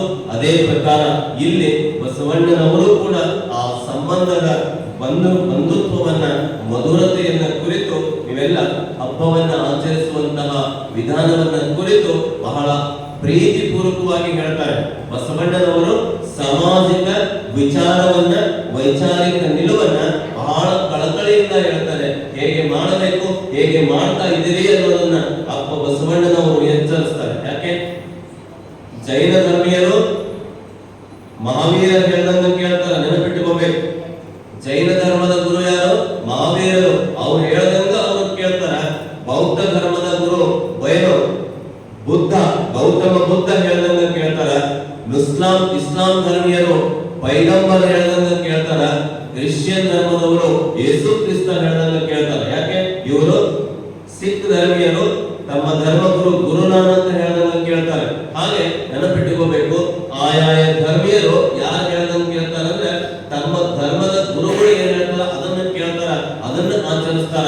ಇಲ್ಲಿ ನಮಗೂ ಕೂಡ ಲಿಂಗಾಯತ ಧರ್ಮಕ್ಕ ಗುರು ಯಾರು ಅಂದ್ರೆ ಅಪ್ಪ ಬಸವಣ್ಣನವರು. ಆ ಅಪ್ಪ ಬಸವಣ್ಣನವರು ಏನು ಹೇಳ್ತಾರ ಅದನ್ನ ನಾವು ಕೇಳುವಂತಹ ಅವಕಾಶವನ್ನ ತಂದುಕೊಳ್ಬೇಕು ಅನ್ನುವಂಥದ್ದು. ಯಾಕೆ ನಮಗೆ ಧರ್ಮಗುರು ಯಾರು? ಅಪ್ಪ ಬಸವಣ್ಣನವರು. ಯಾಕೆ ಗುರು ಇದ್ದ ಅಂದ್ರೆ ನಮಗೆ ಎಲ್ಲ ಬದುಕನ್ನ ಸುಂದರಗೊಳಿಸಲಿಕ್ಕೆ ಸಾಧ್ಯ ಆಗುವಂತಹದ್ದು. ಅಲ್ಲಮ ಪ್ರಭು ಹೇಳ್ತಾರೆ, ಮಹಾಮಹಿಮ ಸಂಗನ ಬಸವಣ್ಣ ಎನಗಿಯೋ ಗುರು ನಿನಗಿಯೋ ಗುರು ಜಗವೆಲ್ಲಕ್ಕೆಯೂ ಗುರು ಕಾಣ ಗುಹೇಶ್ವರ. ನೋಡಿ, ಅಲ್ಲಮ ಪ್ರಭುಗಳು ಹೇಳೋದೇನು? ಬಸವಣ್ಣ ನನಗೂ ಗುರು ನಿನಗೂ ಗುರು ಜಗವೆಲ್ಲಕ್ಕೆಯೂ ಗುರು ಕಾಣ ಅಂತ ಹೇಳಬೇಕಾದ್ರೆ ವಿಶ್ವಗುರು ಬಸವಣ್ಣನವರು ನಮ್ಮ ಲಿಂಗಾಯತ ಧರ್ಮದ ಗುರುಗಳು. ನಮ್ಮ ಲಿಂಗಾಯತ ಧರ್ಮದ ಸಾಹಿತ್ಯ ಯಾವುದು? ವಚನ ಸಾಹಿತ್ಯವೇ ನಮ್ಮ ಧರ್ಮ ಗ್ರಂಥ. ನೆನಪಿಟ್ಟುಕೋಬೇಕು. ಲಿಂಗಾಯತ ಧರ್ಮೀಯ ಧರ್ಮ ಗ್ರಂಥ ಯಾವುದು? ಬಸವಾದಿ ಶರಣರ ವಚನ ಸಾಹಿತ್ಯ. ಆ ವಚನ ಏನ್ ಹೇಳ್ತಾವೋ ಆ ಸೂತ್ರವನ್ನ ನಾವು ಪಾಲಿಸ್ತಾ ಹೋಗ್ಬೇಕು. ಇನ್ನು ನಮ್ಮ ಧರ್ಮ ಕ್ಷೇತ್ರ ಕಲ್ಯಾಣ ಕೂಡಲ ಸಂಗಮ, ಬಸವ ಕಲ್ಯಾಣ ಕೂಡಲ ಸಂಗಮ ವಚನ ಸಾಹಿತ್ಯವನ್ನ ಸಂರಕ್ಷಣೆ ಮಾಡಿರುವಂತಹ ಉಳವಿಯ ಸುಕ್ಷೇತ್ರ. ಇವೆಲ್ಲವೂ ನಮಗೆ ಶರಣರ ಕ್ಷೇತ್ರಗಳೆಲ್ಲವೂ ನಮಗೆ ಧರ್ಮ ಕ್ಷೇತ್ರಗಳೇ. ಅಂತಹ ಕಲ್ಯಾಣದ ಹಬ್ಬ ಬಸವಣ್ಣನವರು ನೀವೆಲ್ಲ ನಾಡಿನೊಳಗ ಆಚರಿಸುವಂತಹ ಹಬ್ಬವನ್ನ ಕುರಿತು ಬಹಳ ಅರ್ಥಪೂರ್ಣವಾಗಿ ಹೇಳ್ತಾರೆ. ಕಲ್ಲನಾದರ ಕಂಡರೆ ಹಾಲ ನೆಲೆಯೆಂಬರು. ಎಷ್ಟು ಸುಂದರವಾಗಿ ಹೇಳ್ತಾರೆ ಬಸವಣ್ಣನವರು. ನೋಡಿ, ನಾವೆಲ್ಲ ಸಮಾಜದ ಪರಿಸ್ಥಿತಿಯೊಳಗ ಹೇಗೆ ಆಚರಣೆಗಳನ್ನ ಮಾಡ್ತೀವಿ, ವಿಚಾರಗಳನ್ನ ಮಾಡ್ತಾ ಇಲ್ಲ ಅನ್ನೋದನ್ನ ಬಸವಣ್ಣ ಎಚ್ಚರಿಸ್ತಾನೆ. ನೀವು ಏನೇನ್ ಮಾಡ್ರಿ, ಏನ್ ಮಾಡಬೇಕಾದ್ರೂ ಏನ್ ಮಾಡಬೇಕು? ವಿಚಾರ ಮಾಡ್ರಿ, ಆಮೇಲೆ ಅದನ್ನ ಆಚರಣೆಗೆ ತಂಬರಿ ಅಂತ ಹೇಳ್ತಾನೆ. ವಿಚಾರ ಮಾಡಲಾದೆ ಆಚರಣೆಗೆ ತಂದ್ವಿ ಅಂತಂದ್ರೆ ಅದು ಮೌಢ್ಯ ಅಂತ ಅನಿಸ್ಕೊಳ್ಳುತ್ತೆ, ಅದು ಸಮಾಜಕ್ಕ ಏನೋ ಕಂದಾಚಾರ ಅನಿಸ್ಕೊಳ್ಳುತ್ತೆ, ಸಮಾಜಕ್ಕ ವ್ಯರ್ಥ ಪ್ರಯತ್ನ ಅಂತ ಕರೆಸಿಕೊಳ್ಳುತ್ತೆ. ಹಾಗೆ ಬಸವಣ್ಣನವರು ಯಾಕೆ ವಿಚಾರವನ್ನ ಕೊಡ್ತಾರೆ? ಎಂಥ ವಿಚಾರವಾದಿ ಬಸವಣ್ಣ, ನಿಮಗೆಲ್ಲ ಗೊತ್ತೈತಿ. ಎಷ್ಟು ವಯಸ್ಸಿನ ಬಾಲಕ? 8 ವಯಸ್ಸಿನ ಬಾಲಕ ಬಸವಣ್ಣ. ನೋಡಿ, ಎಂತ 8 ವಯಸ್ಸು ಅಂದ್ರೆ ಆಟ ಆಡುವಂತಹ ವಯಸ್ಸು. ಆ ಆಟ ಆಡುವ 8 ವಯಸ್ಸಿನ ಬಾಲಕ ಬಸವಣ್ಣ ಆ ತಂದೆ ಮಾದರಸನ ಅರಿವನ ಕಣ್ಣನ್ನು ತೆರೆಸುವ ಪ್ರಯತ್ನ ಮಾಡ್ತಾನೆ. ಆ ಮಾದರಸ ಮನೆಯೊಳಗ ಬಹುದೇವೋಪಾಸನೆಯನ್ನ ಮಾಡ್ತಾ ಇರ್ತಾನೆ, ಎಲ್ಲ ಫೋಟೋಗಳನ್ನ ಪೂಜೆ ಮಾಡ್ತಾ ಇರ್ತಾನೆ. 8 ವರ್ಷದ ಹುಡುಗ ಬಸವಣ್ಣ ಮನೆಯ ಹಿತ್ತಲದೊಳಗೆ ಹೋಗಿ ಒಂದೊಂದು ಗುಂಡಿ ತೆಗಿತಿರ್ತಾನೆ, ತೆಗಿತಿರ್ತಾನೆ. ಅವರಪ್ಪ ಬರ್ತಾನೆ, ಹಿಂದೆ ನೋಡ್ಕೋಂತ ಬರ್ತಾನೆ. ಬಾಲಕ ಬಸವಣ್ಣ ಎಲ್ಲಿ ಹೋಗ್ಯಾನೆ ಅಂತ ನೋಡ್ಕೋಂತ ಬಂದಾಗ ಈ ಬಸವಣ್ಣ ಏನ್ ಮಾಡ್ತಿರ್ತಾನ ಅಂದ್ರೆ ಹಿತ್ತಲೊಳಗ ಒಂದು 8-10 ಗುಂಡಿಗಳನ್ನು ತೆಗೆದಿರ್ತಾನೆ, ತೆಗ್ಗುಗಳನ್ನು ತೆಗೆದಿರ್ತಾನೆ. ಸ್ವಲ್ಪ ಒಂದು 4-4 ಇಂಚ್ ತೆಗೆದಿರ್ತಾನೆ. ಮಾಲಸ ಬಂದು ನೋಡ್ತಾನೆ, ಬಸವಣ್ಣ ಏನ್ ಮಾಡ್ತಾ ಇದೀಯೋ ಅಂತ ಕೇಳಿದಾಗ, ಇಲ್ಲ ನನಗೆ ಬಾಯಾರಿಕೆ ಆಗೈತಿ, ನೀರಡಿಕೆ ಆಗೈತಿ ಅಂತಂದಾಗ, ಮತ್ತೆ ನೀರಡಿಕೆ ಆಯ್ತು ಅಂದ್ರೆ ಇದನ್ಯಾಕೆ ತೆಗ್ದೀಯ? ಇಲ್ಲ ನನಗೆ ನೀರು ಸಿಗ್ತತಿ, ತೆಗೆದ್ರೆ ನೀರು ಸಿಗ್ತತಿ ಅಂತ ಈ 4-8 ಗುಂಡಿಗಳನ್ನ ತೆಗ್ಗುಗಳನ್ನ ತೆಗ್ದನಿ ಅಂತಂದಾಗ ಮಾದರಸ ಹೇಳ್ತಾನ, ಅಲ್ಲೋ ನಿನಗೆ ನೀರು ಸಿಗಬೇಕಾಗಿದ್ರ ಒಂದನ್ನೇ ಆಳವಾಗಿ ನೀನು ಗುಂಡಿ ತೆಗೆದ್ರ ನಿನಗೆ ನೀರು ಸಿಗ್ತಿತ್ತಲ್ಲ, ನೀನು 4-5 ಗುಂಡಿಗಳನ್ನ ಯಾಕೆ ತೆಗದಿ ಅಂತ ಕೇಳಿದಾಗ 8 ವರ್ಷದ ಹುಡುಗ ಬಸವಣ್ಣ ಮಾದರಸನಿಗೆ ಕೇಳ್ತಾನ, ಹಾಗಾದ್ರೆ ಒಂದು ಗುಂಡಿಯನ್ನ ಆಳವಾಗಿ ತೆಗೆದ್ರೆ ನೀರು ಸಿಗ್ತತಿ ಅಂತ ನೀನೇ ಹೇಳ್ತೀಯ, ಹಾಗಾದ್ರೆ ನೀನು ದೇವರು ಒಬ್ಬನೇ ಅಂತ ನೀನೇ ಹೇಳ್ತೀಯ, ಮತ್ತೆ ನೀ ಏನ್ ಮಾಡ್ತಾ ಇದೀಯಾ ಅಂತ ಕೇಳ್ತಾನ. 8 ವರ್ಷದ ಹುಡುಗ ಅಪ್ಪಗ ಪ್ರಶ್ನೆ ಮಾಡ್ತಾನೆ. ನೋಡಿ, ಎಂಥ ಸ್ವತಂತ್ರ ವಿಚಾರವಾದಿ, ಸ್ವತಂತ್ರ ಬುದ್ಧಿ, ಜಾಣ್ಮೆ ಬಸವಣ್ಣನಂತಂದ್ರೆ ಅದುವರೆಗೂ ಯಾರು ಆ ಪ್ರಶ್ನೆ ಕೇಳಿರೋದಿಲ್ಲ. ಏನು ನೀರು ಆಳವಾಗಿ ಬಂದ್ರೆ ತೆಗೆದು ಸಿಗುತ್ತೆ ಅನ್ನೋದಾದ್ರೆ ಮತ್ತೆ ನೀನ್ಯಾಕೆ ಹಿಂಗ್ ಮಾಡ್ತಿದೀಯಾ ಅಂತಂದಾಗ ತಂದೆನೂ ಕೂಡ ಆಶ್ಚರ್ಯ ಪಡ್ತಾನೆ. ಎಷ್ಟು ಬುದ್ಧಿವಂತದಾನೆ ನನ್ನ ಮಗ, ನನ್ನ ಅರಿವಿನ ಕಣ್ಣನ್ನ ತೆರೆಸಿದ ಅಂತ ಮಾದರಸ ಸಂತೋಷ ಪಡ್ತಾನೆ. ಇದು ವಿಚಾರ. ಏನು ಆ ತೆಗ್ಗುಗಳನ್ನ ತೆಗೆಯುವ ಹಿನ್ನೆಲೆ ಏನಾಗಿತ್ತು ಬಾಲಕ ಬಸವಣ್ಣ ಅಂತಂದ್ರೆ, ಏನು ಏಕಾಗ್ರತೆಯನ್ನ, ಏಕದೇವಾರಾಧನೆಯನ್ನ ಕಲಿಸುವಂತಹ ಒಂದು ಪ್ರವೃತ್ತಿಯ ವಿಚಾರವನ್ನ ಅಪ್ಪ ಬಸವಣ್ಣ ನಮಗೆ ಕಲ್ಪಿಸಿ ಕೊಡ್ತಾರೆ. 8 ವರ್ಷದ ಆ ಬಾಲಕನೊಳಗೆ ಇಂತಹ ವಿಚಾರ. ನಾವು ನೀವಾಗಿದ್ರ ಅವ್ರು ಏನ್ ಹೇಳ್ತಾರ ಅದಕ್ಕೆ ಗೋಣ ಅಡಾಡಿಸ್ಕೊಂತ ಗೋಣ ಹಾಕೊಂತ ಆಯ್ತು ನೀವ್ ಹೇಳಿರಿ ಅದನ್ನ ನಾವು ಹಂಗ ಮಾಡ್ಕೊಂತ ಹೋಗ್ತೀವಿ ಅನ್ನುವಂತಹ ಕಾಲ. ಒಬ್ಬ ಪಂಡಿತ ಇದ್ದ. ಆ ಪಂಡಿತ ಏನ್ ಮಾಡ್ತಿದ್ದ ಅಂದ್ರೆ ದಿವಸ ಸಮುದ್ರಕ್ಕೆ ಬೆಳಗ್ಗೆ ಸ್ನಾನಕ್ಕೆ ಹೋಗ್ತಿದ್ದ. ಸೂರ್ಯೋದಯದ ಸಂದರ್ಭದೊಳಗ ಸ್ನಾನಕ್ಕೆ ಹೋಗ್ತಿದ್ದ. ಸ್ನಾನಕ್ಕೆ ಹೋಗುವಾಗ ಒಂದು ತಾಮ್ರದ ಚೆಂಬನ್ನ ತಗೊಂಡು ಹೋಗ್ತಾ ಇದ್ದ. ತಾಮ್ರದ ಚೆಂಬನ್ನ ಏನ್ ಮಾಡ್ತಾ ಇದ್ದ ಅಂತಂದ್ರ ಆ ನೀರನ್ನ ತುಂಬಿಟ್ಟು ಸ್ನಾನಕ್ಕೆ ಹೋಗ್ತಾ ಇದ್ದ. ಅಲ್ಲಿ ಏನಾಗತ್ತಂತು ಅಂತಂದ್ರೆ ಸಮುದ್ರಕ್ಕೆ ಅಂತ ಸ್ನಾನಕ್ಕೆ ಬಂದವರೆಲ್ಲ ಏನ್ ಮಾಡಕ್ ಕುಂತರು ಅಂದ್ರೆ ಇವನು ಹೇಗೆ ಆ ತಾಮ್ರದ ಚೆಂಬನ್ನ ತುಂಬಿಡ್ತಾ ಇದ್ದೋ ಅವ್ರು ಪಂಡಿತರದರ ಅವ್ರು ಏನೋ ಮಾಡ್ತಿರ್ಬೇಕು, ಅದು ವಿಶೇಷ ಇರಬೇಕು ಅಂತ ತಿಳ್ಕೊಂಡು ಆ ಪಂಡಿತ ತಾಮ್ರದ ಚೆರಿಗೆಯನ್ನ ತುಂಬಿಟ್ಟು ಸಮುದ್ರಕ್ಕೆ ಸ್ನಾನಕ್ಕೆ ಹೋಗ. ಬಂದವರೆಲ್ಲ ಏನ್ ಮಾಡ್ತಿದ್ರು ಅಂದ್ರೆ ಇವ್ರು ಪಂಡಿತರದರ, ದೇಡ್ ಪಂಡಿತರದರ, ಹಿಂಗೇನೋ ತುಂಬಿಡಬೇಕು ಅಂತ ತಿಳ್ಕೊಂಡು ಬಂದವರೆಲ್ಲ ಅವ್ರು ತಾಮ್ರದ ಚೆಂಬು ತಂದು ಅವರು ತುಂಬಿಡಕ್ ಶುರು ಮಾಡಿದ್ರು. ಆ ಪಂಡಿತ ಸ್ನಾನ ಮಾಡ್ಕೊಂಡು ಬಂದು ನೋಡ್ತಾನೆ, ಎಲ್ಲ ತಾಮ್ರದ ಚೆಂಬುಗಳನ್ನು ತುಂಬಿಟ್ಟ. ಅದ್ರಾಗ ನನ್ನದು ಯಾವುದು ಅಂತ ಗೊತ್ತೇ ಆಗಲಿಲ್ಲ. ಹಿಂಗ್ ಮಾಡಿದ್ರೆ ಗೊತ್ತಾಗೋದಿಲ್ಲ ಅಂತ ತಿಳ್ಕೊಂಡು ಏನ್ ಮಾಡ್ದ, ಮರುದಿವಸದಿಂದ ಆ ತಾಮ್ರದ ಚೆಂಬು ತುಂಬಿಡೋ ಬದಲು ಅವನ್ ಏನ್ ಮಾಡ್ದ ಅಂತಂದ್ರೆ ಅದ್ರೊಳಗ ಒಂದಿಷ್ಟು ಮರಳನ್ನ ತುಂಬಿ ಉಲ್ಟಾ ಮಾಡಿಟ್ಟು ಹೋದ, ಡಬ್ಬಾಕ್ಬಿಟ್ಟು ಹೋದ. ಇವರೆಲ್ಲ ಮತ್ತೆ ಜಳಕಕ್ಕೆ ಬಂದ್ರು, ಸ್ನಾನಕ್ಕೆ ಬಂದ್ರು. ಇವ್ರು ಏನ್ ಮಾಡಿದ್ರು ಅಂದ್ರೆ ಅವ್ರು ಡಬ್ಬಿಟ್ಟು ಹೋಗ್ಯಾನ ಅಂತ ತಿಳ್ಕೊಂಡು ವಿಚಾರ ಮಾಡ್ಲಿಲ್ಲ, ಯಾಕೆ ಹಿಂಗಿಟ್ಟಾನ ಅಂತ ವಿಚಾರ ಮಾಡ್ಲಿಲ್ಲ, ತಿಳಿಲಿಲ್ಲ. ಅವ್ರು ಹಂಗಿಟ್ಟಾನಂತ ಇವ್ರು ಬಂದವರೆಲ್ಲ ಡಬ್ಬಿಟ್ಟು ಹೋದ್ರು. ಮತ್ತು ಅವ್ರಿಗೆ ಆ ಗಾಬರಿ ಅಂತ, ಯಾಕಾಗ್ರಿ ಇವ್ರು ಹೆಂಗ್ ಇಟ್ಟು ಹೋಗ್ಯಾರ, ಅವ್ರು ಹಂಗೆ ಇಟ್ಟು ಹೋಗ್ಯಾರ. ಬಂದ್ ನೋಡ್ತಾನ ಎಲ್ಲವೂ ಹಂಗೆ. ಅವ್ನು ಒಂದ್ ದಿವಸ ಎಲ್ಲರನ್ನು ಕೇಳೇ ಬಿಟ್ಟ, ಯಾಕೆ ಹಿಂಗ್ ಮಾಡಿದ್ರಪ್ಪ, ಮತ್ ನೀವ್ ಹಿಂಗ್ ಇಟ್ಟು ಹೋಗಿರಿ, ಅದಕ್ಕೆ ನಾವು ಹಂಗಿಟ್ಟು ಹೋಗೇವಿ. ಅಲ್ಲೋ, ಎಲ್ಲರ ನಡುವೆ ಇದು ಗೊತ್ತಾಗ್ಲಿ ಅಂತ ನಾನು ಹಿಂಗ್ ಇಟ್ಟು ಹೋಗೇನಿ, ನೀವು ಹಂಗೆ ಇಟ್ಟರೆ ಗೊತ್ತಾಗೋದು ಯಾವಾಗ?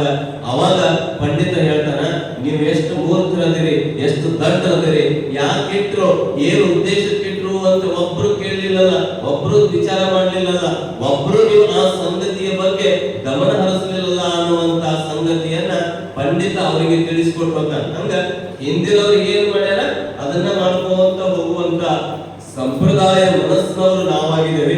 ಅದನ್ನ ವಿಚಾರ ಮಾಡುವಂತಹ, ಪ್ರಶ್ನಿಸುವಂತಹ ಸಂದರ್ಭಕ್ಕೆ ನಾವು ಹೋಗೋದಿಲ್ಲ. ನಮ್ಮ ಪರಿಸ್ಥಿತಿನೂ ಏನಾಗೈತಿ ಅಂದ್ರೆ ಹಿಂಗಾಗೈತಿ. ಹಿಂದಿನವ್ರು ಮಾಡ್ಕೊಂತ ಹೋಗ್ಯಾರ, ಅಪ್ಪ ಹಾಕಿದ ಆಲದ ಮರ ಅಂತ ಅದಕ್ಕೆ ಜೋತ್ ಬಿಡುವಂತಹ ಸಂದರ್ಭಕ್ಕೆ ನಾವು ಬಂದಿದ್ದೇವೆ. ಹಿಂದಿನವ್ರು ಹಂಗ ಮಾಡ್ಕೊಂತ ಹೋಗ್ಯಾರ, ನಾವು ಹಿಂಗ್ ಮಾಡ್ಕೊಂತ ಹೋಗ್ಬೋದು. ಅದಕ್ಕೆ ಈ ಹಬ್ಬದ ಆಚರಣೆಯನ್ನ ಕುರಿತು ಅಪ್ಪ ಬಸವಣ್ಣ ಬಹಳ ಚಂದ ಹೇಳ್ತಾನ, ಕಲ್ಲನಾದನ ಕಂಡರೆ ಆದ ನೆನೆಯೆಂಬರು. ಎಷ್ಟ್ ಚಂದ ಹೇಳ್ತಾರ ಬಸವಣ್ಣ. ಕಲ್ಲನಾದನ ಕಂಡು ನಾವೇನ್ ಮಾಡ್ತೀವಿ ಅಂದ್ರೆ ಹಾಲು ಎರಿತೇವೆ.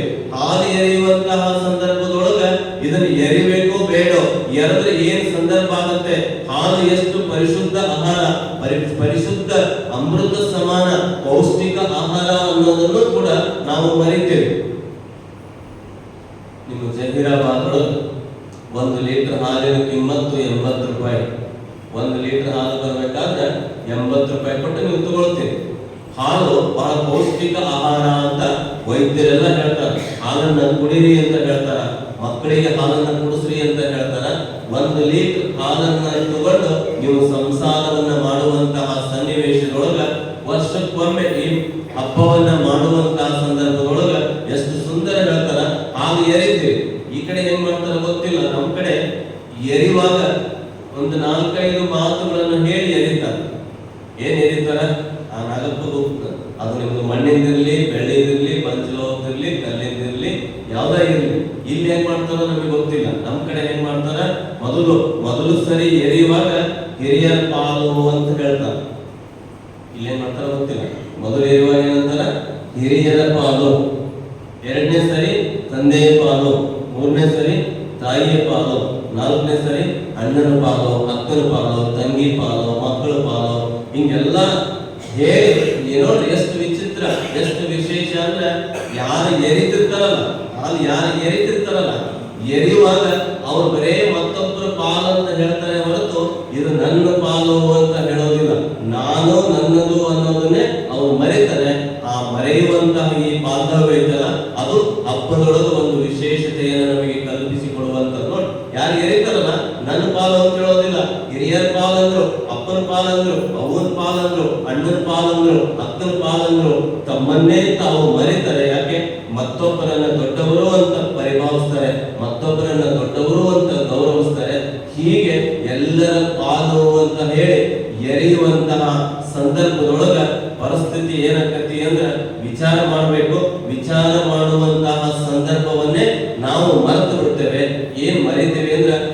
ಇದೆಲ್ಲ ವ್ಯರ್ಥ ಆಗುತ್ತಲ್ಲ ಅನ್ನುವಂತಹ ಕರುಣೆಯನ್ನ, ವಾತ್ಸಲ್ಯವನ್ನ ವಿಶ್ವಗುರು ಬಸವಣ್ಣನವರು ಇಲ್ಲಿ ನಮಗೆ ಸೂಚಿಸ್ತಾರೆ. ನಮ್ಮ ಕಡೆ ಸುಮ್ಮನೆ ನಾವು ತಮಾಷೆ ಮಾಡ್ತೇವೆ, ಹಾಸ್ಯಕ್ಕೆ ಹೇಳ್ತೇವೆ, ಜೋಕಿಗೆ ಹೇಳ್ತೇವೆ. ಏನ್ ಹೇಳ್ತೇವೆ? ಅಜ್ಜನ ಪಾಲು ಮಾಡಿದ್ರಿ, ಹಿರಿಯರ ಪಾಲು ಮಾಡಿದ್ರಿ, ಏನೋ ಅತ್ತೆ ಪಾಲು ಮಾಡಿದ್ರಿ, ಮಾವನ ಪಾಲು ಮಾಡಿದ್ರಿ, ಅಣ್ಣನ ಪಾಲು ಮಾಡಿದ್ರಿ, ತಮ್ಮನ ಪಾಲು ಮಾಡಿದ್ರಿ, ಮಕ್ಕಳ ಪಾಲು ಮಾಡಿದ್ರಿ, ಎಲ್ಲಾ ಪಾಲು ಮಾಡಿ ಹಾಲು ಏನಾಯ್ತು ಅಂದ್ರೆ ಮಣ್ಣು ಪಾಲು ಮಾಡಿಟ್ರಲ್ಲ ಅಂತ ಹೇಳ್ತಿರ್ತಾರೆ. ಎಲ್ಲಾರ ಪಾಲು ಹೋಗಿ ಏನಾಯ್ತು? ಮಣ್ಣು ಪಾಲು ಆಯ್ತು. ಅದನ್ನಂತೂ ನೀವೇನು ಕುಡಿಯೋದಿಲ್ಲ, ಅದು ವೈದ್ಯ ಭಕ್ತಿಯಲ್ಲಿ ಚಲ್ತೀರಿ, ಮಣ್ಣಿಗೆ ಚಲ್ತಿರಲ್ಲ. ಅದಕ್ಕೆ ಬಸವಣ್ಣ ಹೇಳ್ತಾನೆ, ಕಲ್ಲನಾಗದ ಕಂಡರೆ ಹಾಲನರೆ ಎಂಬರು. ಹಾಲು ಎರಿತಾರೆ, ಎರೆ ಎಂಬರು ಅಂತ ಹೇಳ್ತಾರೆ. ಮುಂದುವರೆದು ಹೇಳ್ತಾರೆ, ಬಹಳ ಏನೋ ವಿಚಾರವಂತ ಮಾತನ್ನ ಹೇಳ್ತಾರೆ. ದಿಟದನಾಗದ ಕಂಡರೆ ಒಲ್ಲು ಕೊಲ್ಲೆಂಬರಯ್ಯ. ನೋಡ್ರಿ ಎಷ್ಟು ಮಜಾ ಇತ್ತು. ಇವು ಹಾಲು ಎರೆಯುವಂತಹ ಸಂದರ್ಭದೊಳಗ ಜೀವಂತ ನಾಗರ ಹಾವೇನಾದ್ರೂ ಬಂತು ಅಂದ್ರೆ ಅವ್ರ ಪಾಲು ಇವ್ರ ಪಾಲಂತ ಎರಡವ್ರ ಪರಿಸ್ಥಿತಿ ಏನಾಗ್ತೈತಿ ಅಂದ್ರೆ ದಿಕ್ಕಾಪಾಲಾಗಿ ಓಡೋಗಿರ್ತೀವಿ. ಎಲ್ಲರ ಪಾಲಂತೆ ಹೇಳ್ತಿರ್ತೀರಲ್ಲ, ಹೇಳುವಾಗ ಪರಿಸ್ಥಿತಿ ಏನಾಗುತ್ತೆ? ಜೀವಂತ ನಾಗರ ಹಾವು ಬಂತು ಅಂತಂದ್ರೆ ಕೋಲ್ ತಗೋ, ಬಡಿಗೆ ತಗೋ, ಅದನ್ನ ತಗೋ, ಇದನ್ನ ತಗೋ ಅಂತ ಹೇಳಿ ಬಡಿ ಬಡಿ ಅದ್ರ ಮೊದಲು ಸಾಯಿಸ್ರಿ, ಅದು ಕಡಿತು ಅಂದ್ರೆ ನಾವು ಸತ್ತ ಹೋಗ್ತೀವಿ ಅಂತ. ನೋಡಿ ಬಸವಣ್ಣ ಎಷ್ಟು ಏನು ದಯಾಪೂರ್ಣ ವ್ಯಕ್ತಿತ್ವ ಆಗಿತ್ತು ಅಂದ್ರೆ, ಅಲ್ಲ ಒಂದ್ ಕಡೆ ಅದೇ ನಾಗರ ಹಾವಿಗೆ ದೇವರು ಅಂತ ಹಾಲು ಎರಿತೀರಿ, ಅದೇ ಜೀವಂತ ನಾಗರ ಹಾವು ಇಲ್ಲಿ ಬಂತು ಅಂತಂದ್ರೆ ಏನ್ ಮಾಡ್ತೀರಿ? ಅದನ್ನ ಕೊಲ್ತೀರಿ, ಅದನ್ನ ಸಾಯಿಸ್ತೀರಿ, ಅದ್ರ ಪ್ರಾಣನೇ ತೆಗೆದು ಹೋಗ್ತಿರಲ್ಲ. ರೈತನ ಮಿತ್ರ ಅಂತ ಹಾವು. ಯಾಕೆ ರೈತನ ಮಿತ್ರ? ಈಗ ಈ ಪಂಚಮಿಯ ಈ ಸಂದರ್ಭದೊಳಗ ಹೊಲದೊಳಗ ರೈತ ಬಿತ್ತನೆಯನ್ನ ಮಾಡಿ ಜೀವನವನ್ನ ಮಾಡುವಂತಹ ಸಂದರ್ಭದೊಳಗ ಅಲ್ಲಿ ಇಲಿಗಳು ಕಾಟ ಹೆಚ್ಚಾದವು ಅಂದ್ರೆ ಬೆಳೆಗಳು ನಾಶ ಆಗ್ತಾ ಇದ್ವು. ಆ ಇಲಿಗಳನ್ನ ತಿನ್ನುವಂತಹ ಕೆಲಸ ಯಾವ ಮಾಡ್ತಿದ್ವು? ಹಾವುಗಳು ಮಾಡ್ತಾ ಇದ್ವು. ಈ ನಿಸರ್ಗದೊಳಗ ಬ್ಯಾಲೆನ್ಸಿಂಗ್ ಸಿಸ್ಟಮ್ ಇತ್ತು. ಅದಕ್ಕೆ ಹಾವಿಗೆ ಹಾಲೆರೆಯುವಂತಹ ಆ ಸನ್ನಿವೇಶದೊಳಗ ಹಾವುಗಳನ್ನ ಸಂರಕ್ಷಣೆ ಮಾಡದೆ ಹೋದ್ವಿ ಅಂತಂದ್ರೆ ನಾವು ಈ ನಿಸರ್ಗದ ಸರಪಳಿಯನ್ನ ತಪ್ಪಿಸ್ದಂಗಾಗತ್ತೆ. ಇಲಿಯ ಸಂಖ್ಯೆ ಹೆಚ್ಚಾಗುತ್ತೆ. ಇಲಿಯ ಸಂಖ್ಯೆ ಹೆಚ್ಚಾದ್ರು ಅಂದ್ರೆ ಆ ಏನು ಹೊಲದೊಳಗಿರುವಂತಹ ಆ ಫಲವನ್ನ ಅದು ತಿನ್ನುವಂತಹ, ಹಾಳು ಮಾಡುವಂತಹ ಸಂದರ್ಭ ಕೂಡ ಇರ್ತದೆ. ಒಂದ್ ಸತ್ಯ ಏನು ಅಂದ್ರೆ ವೈಜ್ಞಾನಿಕ ಸತ್ಯ ಏನು ಅಂದ್ರೆ ಹಾವು ಹೆಂಗ್ ಹುಟ್ಟಿ ಬರ್ತತಿ? ಅಂಡಜ ಅಂದ್ರೆ ಮೊಟ್ಟೆಯಿಂದ ಹುಟ್ಟಿ ಬರುವಂತಹದ್ದು. ಮೊಟ್ಟೆಯಿಂದ ಹುಟ್ಟಿ ಬರುವಂತವು ಯಾವೂ ಕೂಡ ಹಾಲನ್ನ ಕುಡಿಯೋದಿಲ್ಲ ಅನ್ನೋ ಸತ್ಯ ವೈಜ್ಞಾನಿಕ ವಿಶ್ಲೇಷಣೆಗಳು ನಮಗೆ ತಿಳಿದು ಬರುತ್ತೆ. ಮೊಟ್ಟೆಯಿಂದ ಬಂದಂತಹ ಹಾಲಿನ ಮರಿ ಹಾಲನ್ನ ಕುಡಿಯಲಿಕ್ಕೆ ಸಾಧ್ಯವಾಗುವುದಿಲ್ಲ. ಹಾಗಾದ್ರೆ ಹಾಲು ಎರೆಯುವ ಪದ್ಧತಿ ಯಾಕಂದ್ರು ಅಂದ್ರೆ ವಿಷಜಂತು. ಹಾವು ಅಂದ್ರೆ ವಿಷಜಂತು. ಆ ವಿಷಜಂತುವಿಗೆ ಹಾಲು ಎರೆಯಿರಿ ಅಂದ್ರೆ ಯಾವ ಸೂತ್ರ, ಯಾವ ಸಂಬಂಧವನ್ನ ಹಿರಿಯರು ಕೊಟ್ಟರು ಅಂದ್ರೆ, ಯಾರು ನಿಮಗೆ ವಿಷಕಂಟಕರಾಗ್ಯಾರೋ, ಯಾರು ನಿಮಗೆ ಶತ್ರುವಾಗಿದ್ದಾರೋ, ಯಾರು ನಿಮಗೆ ತೊಂದರೆಯನ್ನ ಕೊಡ್ತಾರೋ, ಯಾರು ನಿಮಗೆ ಕಿರುಕುಳವನ್ನ ಕೊಡ್ತಾರೋ ಅವರಿಗೆ ಅಮೃತವನ್ನ ಕೊಡ್ರಿ, ಅಮೃತವನ್ನ ಉಣಿಸ್ರಿ ಅನ್ನೋ ದ್ಯೋತಕವಾಗಿ ಏನ್ ಮಾಡಿದ್ರು ಅಂದ್ರೆ ಅಲ್ಲಿ ಹಾಲು ಎರೆಯುವಂತ ಒಂದು ಸೂತ್ರವನ್ನ ಕೊಟ್ಟು ಅದನ್ನೇ ನಾವು ಮರ್ತ್ವಿ. ಮತ್ತೆ ಇದನ್ನೇ ಮಾಡಿಕೊಳ್ಳುವಂತಹ ಆಚರಣೆಯನ್ನ ನಾವು ಆಚರಿಸ್ತಾ ಹೋದ್ವಿ ಎನ್ನುವಂತಹದ್ದು. ಅದಕ್ಕೆ ದಿಟದ ನಾಗರ ಬಂದ್ರೆ ಕೊಲ್ಲಂತೀರಿ, ಈ ಏನು ಜೀವಂತ ನಾಗರ ಬಂದ್ರೆ ನೀವು ಸಾಯಿಸ್ತೀರಿ, ಈ ಕಲ್ಲಿನ ನಾಗರಕ್ಕ, ಮಣ್ಣಿನ ನಾಗರಕ್ಕ ಹಾಲು ಎರಿತೀರಿ ಎನ್ನುವಂತಹ ವಿಚಾರವನ್ನ ಅಪ್ಪ ಬಸವಣ್ಣನವರು ನಮಗೆ ಇಲ್ಲಿ ಹೇಳ್ತಾರೆ. ಮುಂದುವರೆದು ಹೇಳ್ತಾರೆ, ಉಂಬ ಜಂಗಮ ಬಂದರೆ ಮುಂದೆ ನಡೆಯೆಂಬರು. ನೋಡಿ ಎಷ್ಟು ಸರಳ ಸೂತ್ರವನ್ನ ಬಸವಣ್ಣನವರು ನಮಗೆ ಕೊಡ್ತಾರೆ.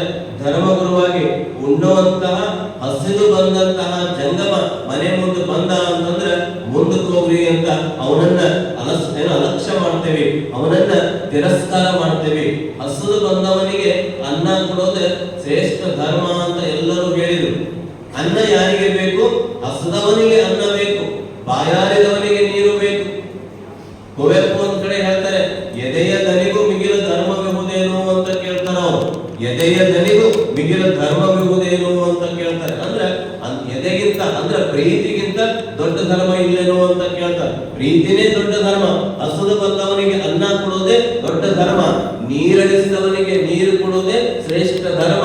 ಅದಕ್ಕ ಹಸುದು ಬಂದ ಭಿಕ್ಷುಕನಿಗೆ ನೀವು ಊಟ ಉಣಬಡಿಸಿದ್ರಿ ಅಂತಂದ್ರೆ ಅಲ್ಲಿ ಭಗವಂತ ಸಂತೃಪ್ತಿ ಆಗ್ತಾನೆ. ಹಾಗೆ ಮಾಡದೆ ಹೋದ ಪರಿಸ್ಥಿತಿ ಏನಾಗತಿ ಅನ್ಲಿಕ್ಕೆ ಅಪ್ಪ ಬಸವಣ್ಣನವರು ನಮಗೆ ಎಚ್ಚರಿಕೆಯನ್ನು ಕೊಡ್ತಾರೆ, ಸೂತ್ರವನ್ನ ಕೊಡ್ತಾರೆ. ಏನು ಹಾಗೆ ಮಾಡದೆ ಹೋದ್ರ ಮುಂದಿನ ಸನ್ನಿವೇಶ, ಮುಂದಿನ ಪರಿಸ್ಥಿತಿ ಏನಾಗತಿ ಅಂತಂದ್ರ ಅವರು ಎಚ್ಚರಿಸ್ತಾರ. ಕಲ್ಲ ತಾಗಿದ ಏನು ಕೂಡಲ ಸಂಗನ ಶರಣರ ಕಂಡು ಉದಾಸೀನವ ಮಾಡಿದರೆ ಕಲ್ಲ ತಾಗಿದ ಮಿಟ್ಟೆಯಂತಪ್ಪರಯ್ಯ ಅನ್ನುವಂತಹ ಸೂತ್ರವನ್ನು ಅವರು ಕೊಡ್ತಾರೆ. ಹಾಗೆ ಹಸುದು ಬಂದಂತವರನ್ನ ನೀವು ಅಲಕ್ಷ್ಯ ಮಾಡಿದಿರಿ, ಹಸುದು ಬಂದವರಿಗೆ ಒಂದಿಷ್ಟು ಅನ್ನವನ್ನ ಕೊಡದೆ ಹೋದ್ರೆ ನಿಮ್ಮ ಪರಿಸ್ಥಿತಿ ಏನಾಗುತ್ತೆ ಅಂದ್ರೆ ಭಗವಂತ ಎಲ್ಲವನ್ನೂ ಕೂಡ ಅಲ್ಲಿ ನಿಮ್ಮನ್ನ ನೋಡ್ತಾ ಇರ್ತಾನೆ, ನಿಮ್ಮನ್ನ ಆತ ಲೆಕ್ಕಾಚಾರ ಹಾಕ್ತಾ ಇರ್ತಾನೆ. ಆ ಸನ್ನಿವೇಶದೊಳಗ ಒಂದು ಏನು ಮಣ್ಣಿನ ಹೆಂಟೆ ಕಲ್ಲು ತಾಗುತ್ತು ಅಂದ್ರ ಹೇಗೆ ಪುಡಿ ಪುಡಿಯಾಗಿ ಹೋಗುತ್ತೋ ನಿಮ್ಮ ಬದುಕು ಕೂಡ ಅದು ಮಣ್ಣಿನ ಹೆಂಟೆಯ ರೀತಿಯೊಳಗ ಪುಡಿ ಪುಡಿಯಾಗಿ ಹೋಗುವಂತಹ ಸಂದರ್ಭದೊಳಗ ಇಲ್ಲಿ ಬಸವಣ್ಣನವರು ಎಚ್ಚರಿಸ್ತಾರೆ. ಅಂದ್ರೆ ಆಚಾರವನ್ನ ವಿಚಾರ ಪೂರ್ಣವಾಗಿ ನಾವು ಮಾಡ್ಬೇಕು. ಆಚಾರವನ್ನ ವಿಚಾರ ಪೂರ್ಣವಾಗಲಾರ್ದೆ ಮಾಡಿದ್ರೆ ನಮ್ಮ ಪರಿಸ್ಥಿತಿ ಏನಾಗತಿ ಅಂತಂದ್ರ ಇಲ್ಲಿ ಏನು ಉದಾಸೀನ ಮಾಡದಂತಹ ಸಂದರ್ಭದೊಳಗ ಅಪ್ಪ ಬಸವಣ್ಣನವರು ಹೇಳಿದ ಹಾಗೆ ನಮ್ಮ ಪರಿಸ್ಥಿತಿ ಏನಾಗುತ್ತೆ, ಹೆಂಟೆಯಂತೆ ಪುಡಿ ಪುಡಿಯಾಗಿ ಹೋಗುತ್ತೆ. ಅಲಕ್ಷ್ಯ ಮಾಡಿದಾಗ ನಿರ್ಲಕ್ಷ್ಯ ಮಾಡಿದಂತಹ ಸಂದರ್ಭಕ್ಕ ಸನ್ನಿವೇಶದೊಳಗ ಇಲ್ಲಿ ನಮ್ಮ ಪರಿಸ್ಥಿತಿ ಏನಾಗುತ್ತೆ ಅಂದ್ರೆ ವಿನಾಶದ ಕಡೆ ಮುಖ ಮಾಡುವಂತಹ ಸಂದರ್ಭ ನಿರ್ಮಾಣ ಆಗತ್ತೆ.